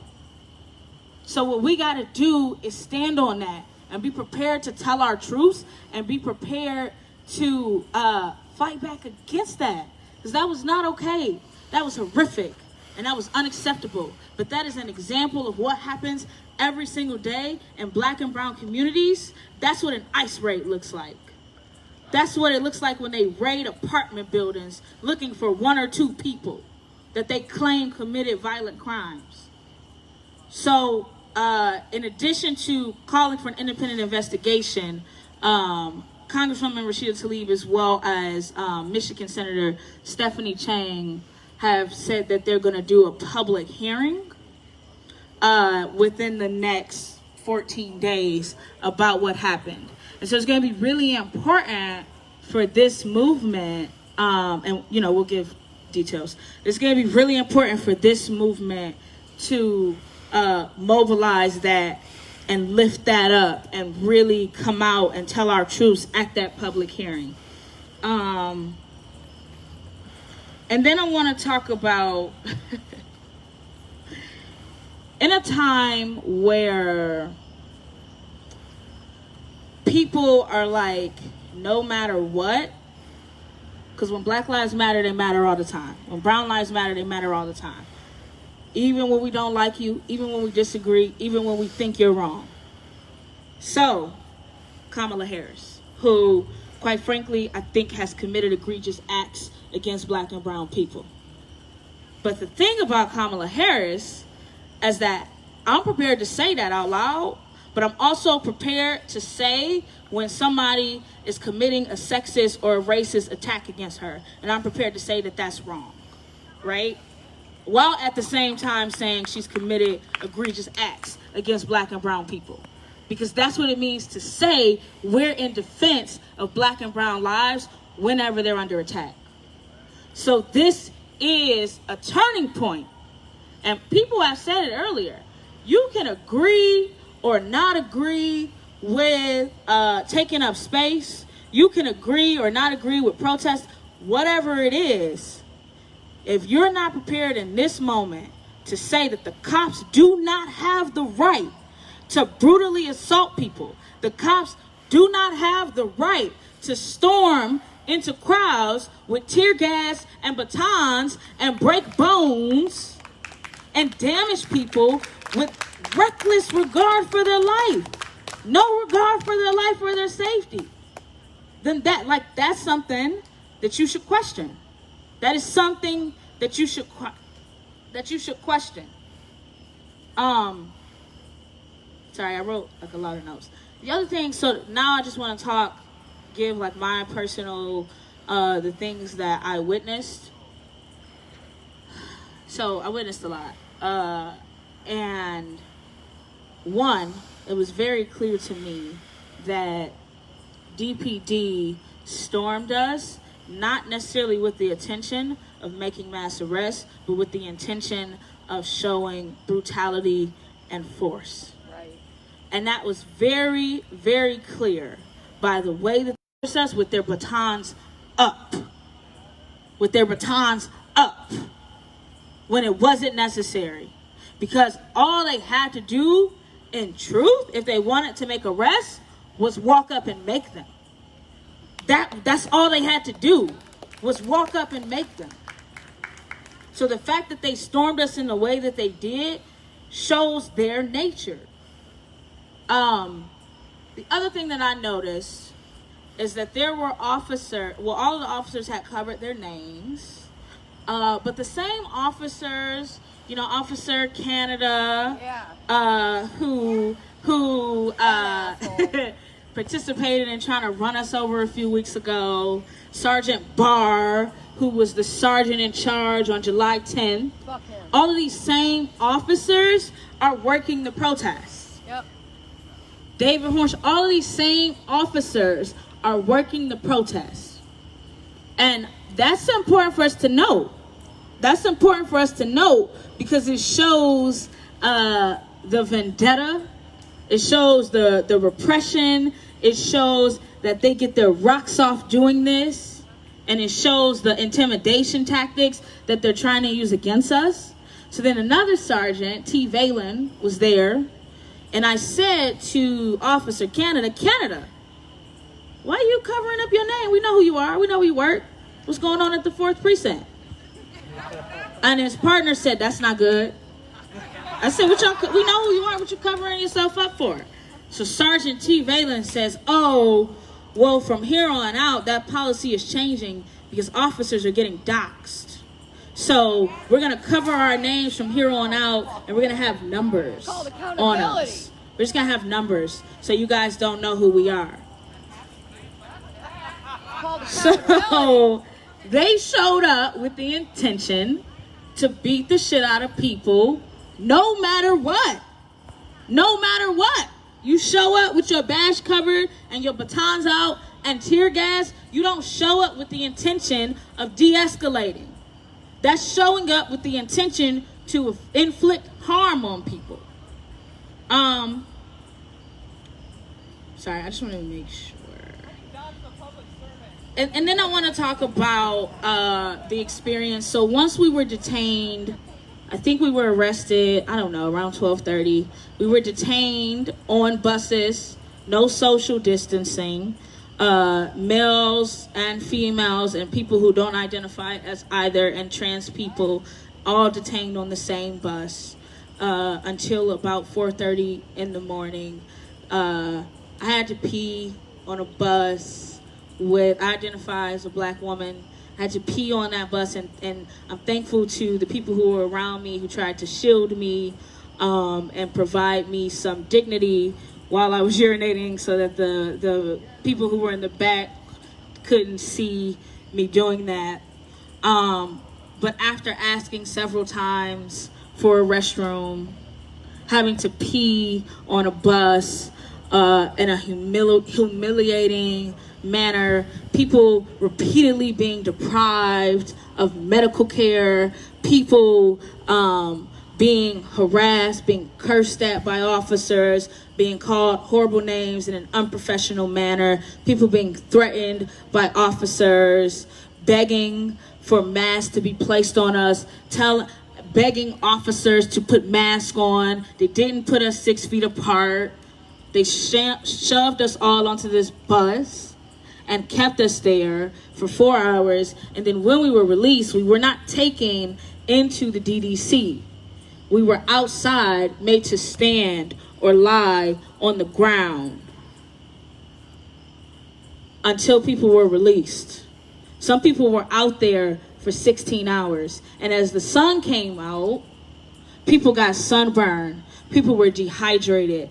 The effects of the chemicals that people had on their arms that they had not had an opportunity to wash off interfered with that hot sunlight, and people got chemical reactions. That's unacceptable. That's torturous.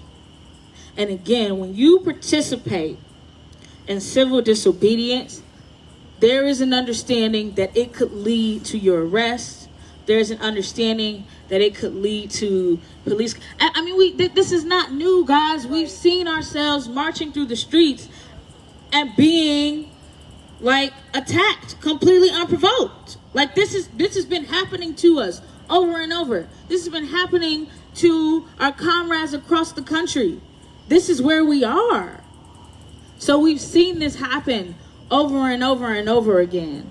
But I don't want us to make the mistake of becoming desensitized to that, because that is a part of the reason why we came out here in the first place. Is because the cops and the state commit crimes against us, and they think that they can get away with it, and they think that it's gonna work because they want to spread fear and terror. But that shit just doesn't fly anymore. It's not flying here. It's not flying in other cities across the country. It's just not gonna fly. It's just not gonna fly, because what this movement understands is that if we don't fight these attacks until we win now, what we're gonna see in our communities, what we're gonna see in terms of what the police feel they have the capability to get away with, is gonna be a lot worse. And we're just not prepared to let that happen. We're just not prepared to let that happen. Sorry, I wrote notes because I needed notes. So again, the proposal for this week is tomorrow to have an organizers meeting at 5 p.m. And anyone who is interested in that should talk to us after this meeting. Anyone who's interested in coming to that organizers meeting should talk to us after this meeting. So an organizers meeting tomorrow at 5 p.m. and then a march on Wednesday at 6 o'clock at Michigan and 3rd. And again, Saturday. So Saturday is going to be a big day as well. It's the action that was announced earlier in conjunction with labor movement activists and people in the unions. And that is going to be, I'm forgetting the details. It's going to be in Corktown, Trumbull and Michigan area at 11 a.m. So that's going to be a really important day of action. And then we're going to stay tuned about the public hearing that's going to take place with the Congresswoman and the Michigan State Senator. Oh, sorry, he wants to speak. So thank you all for coming out.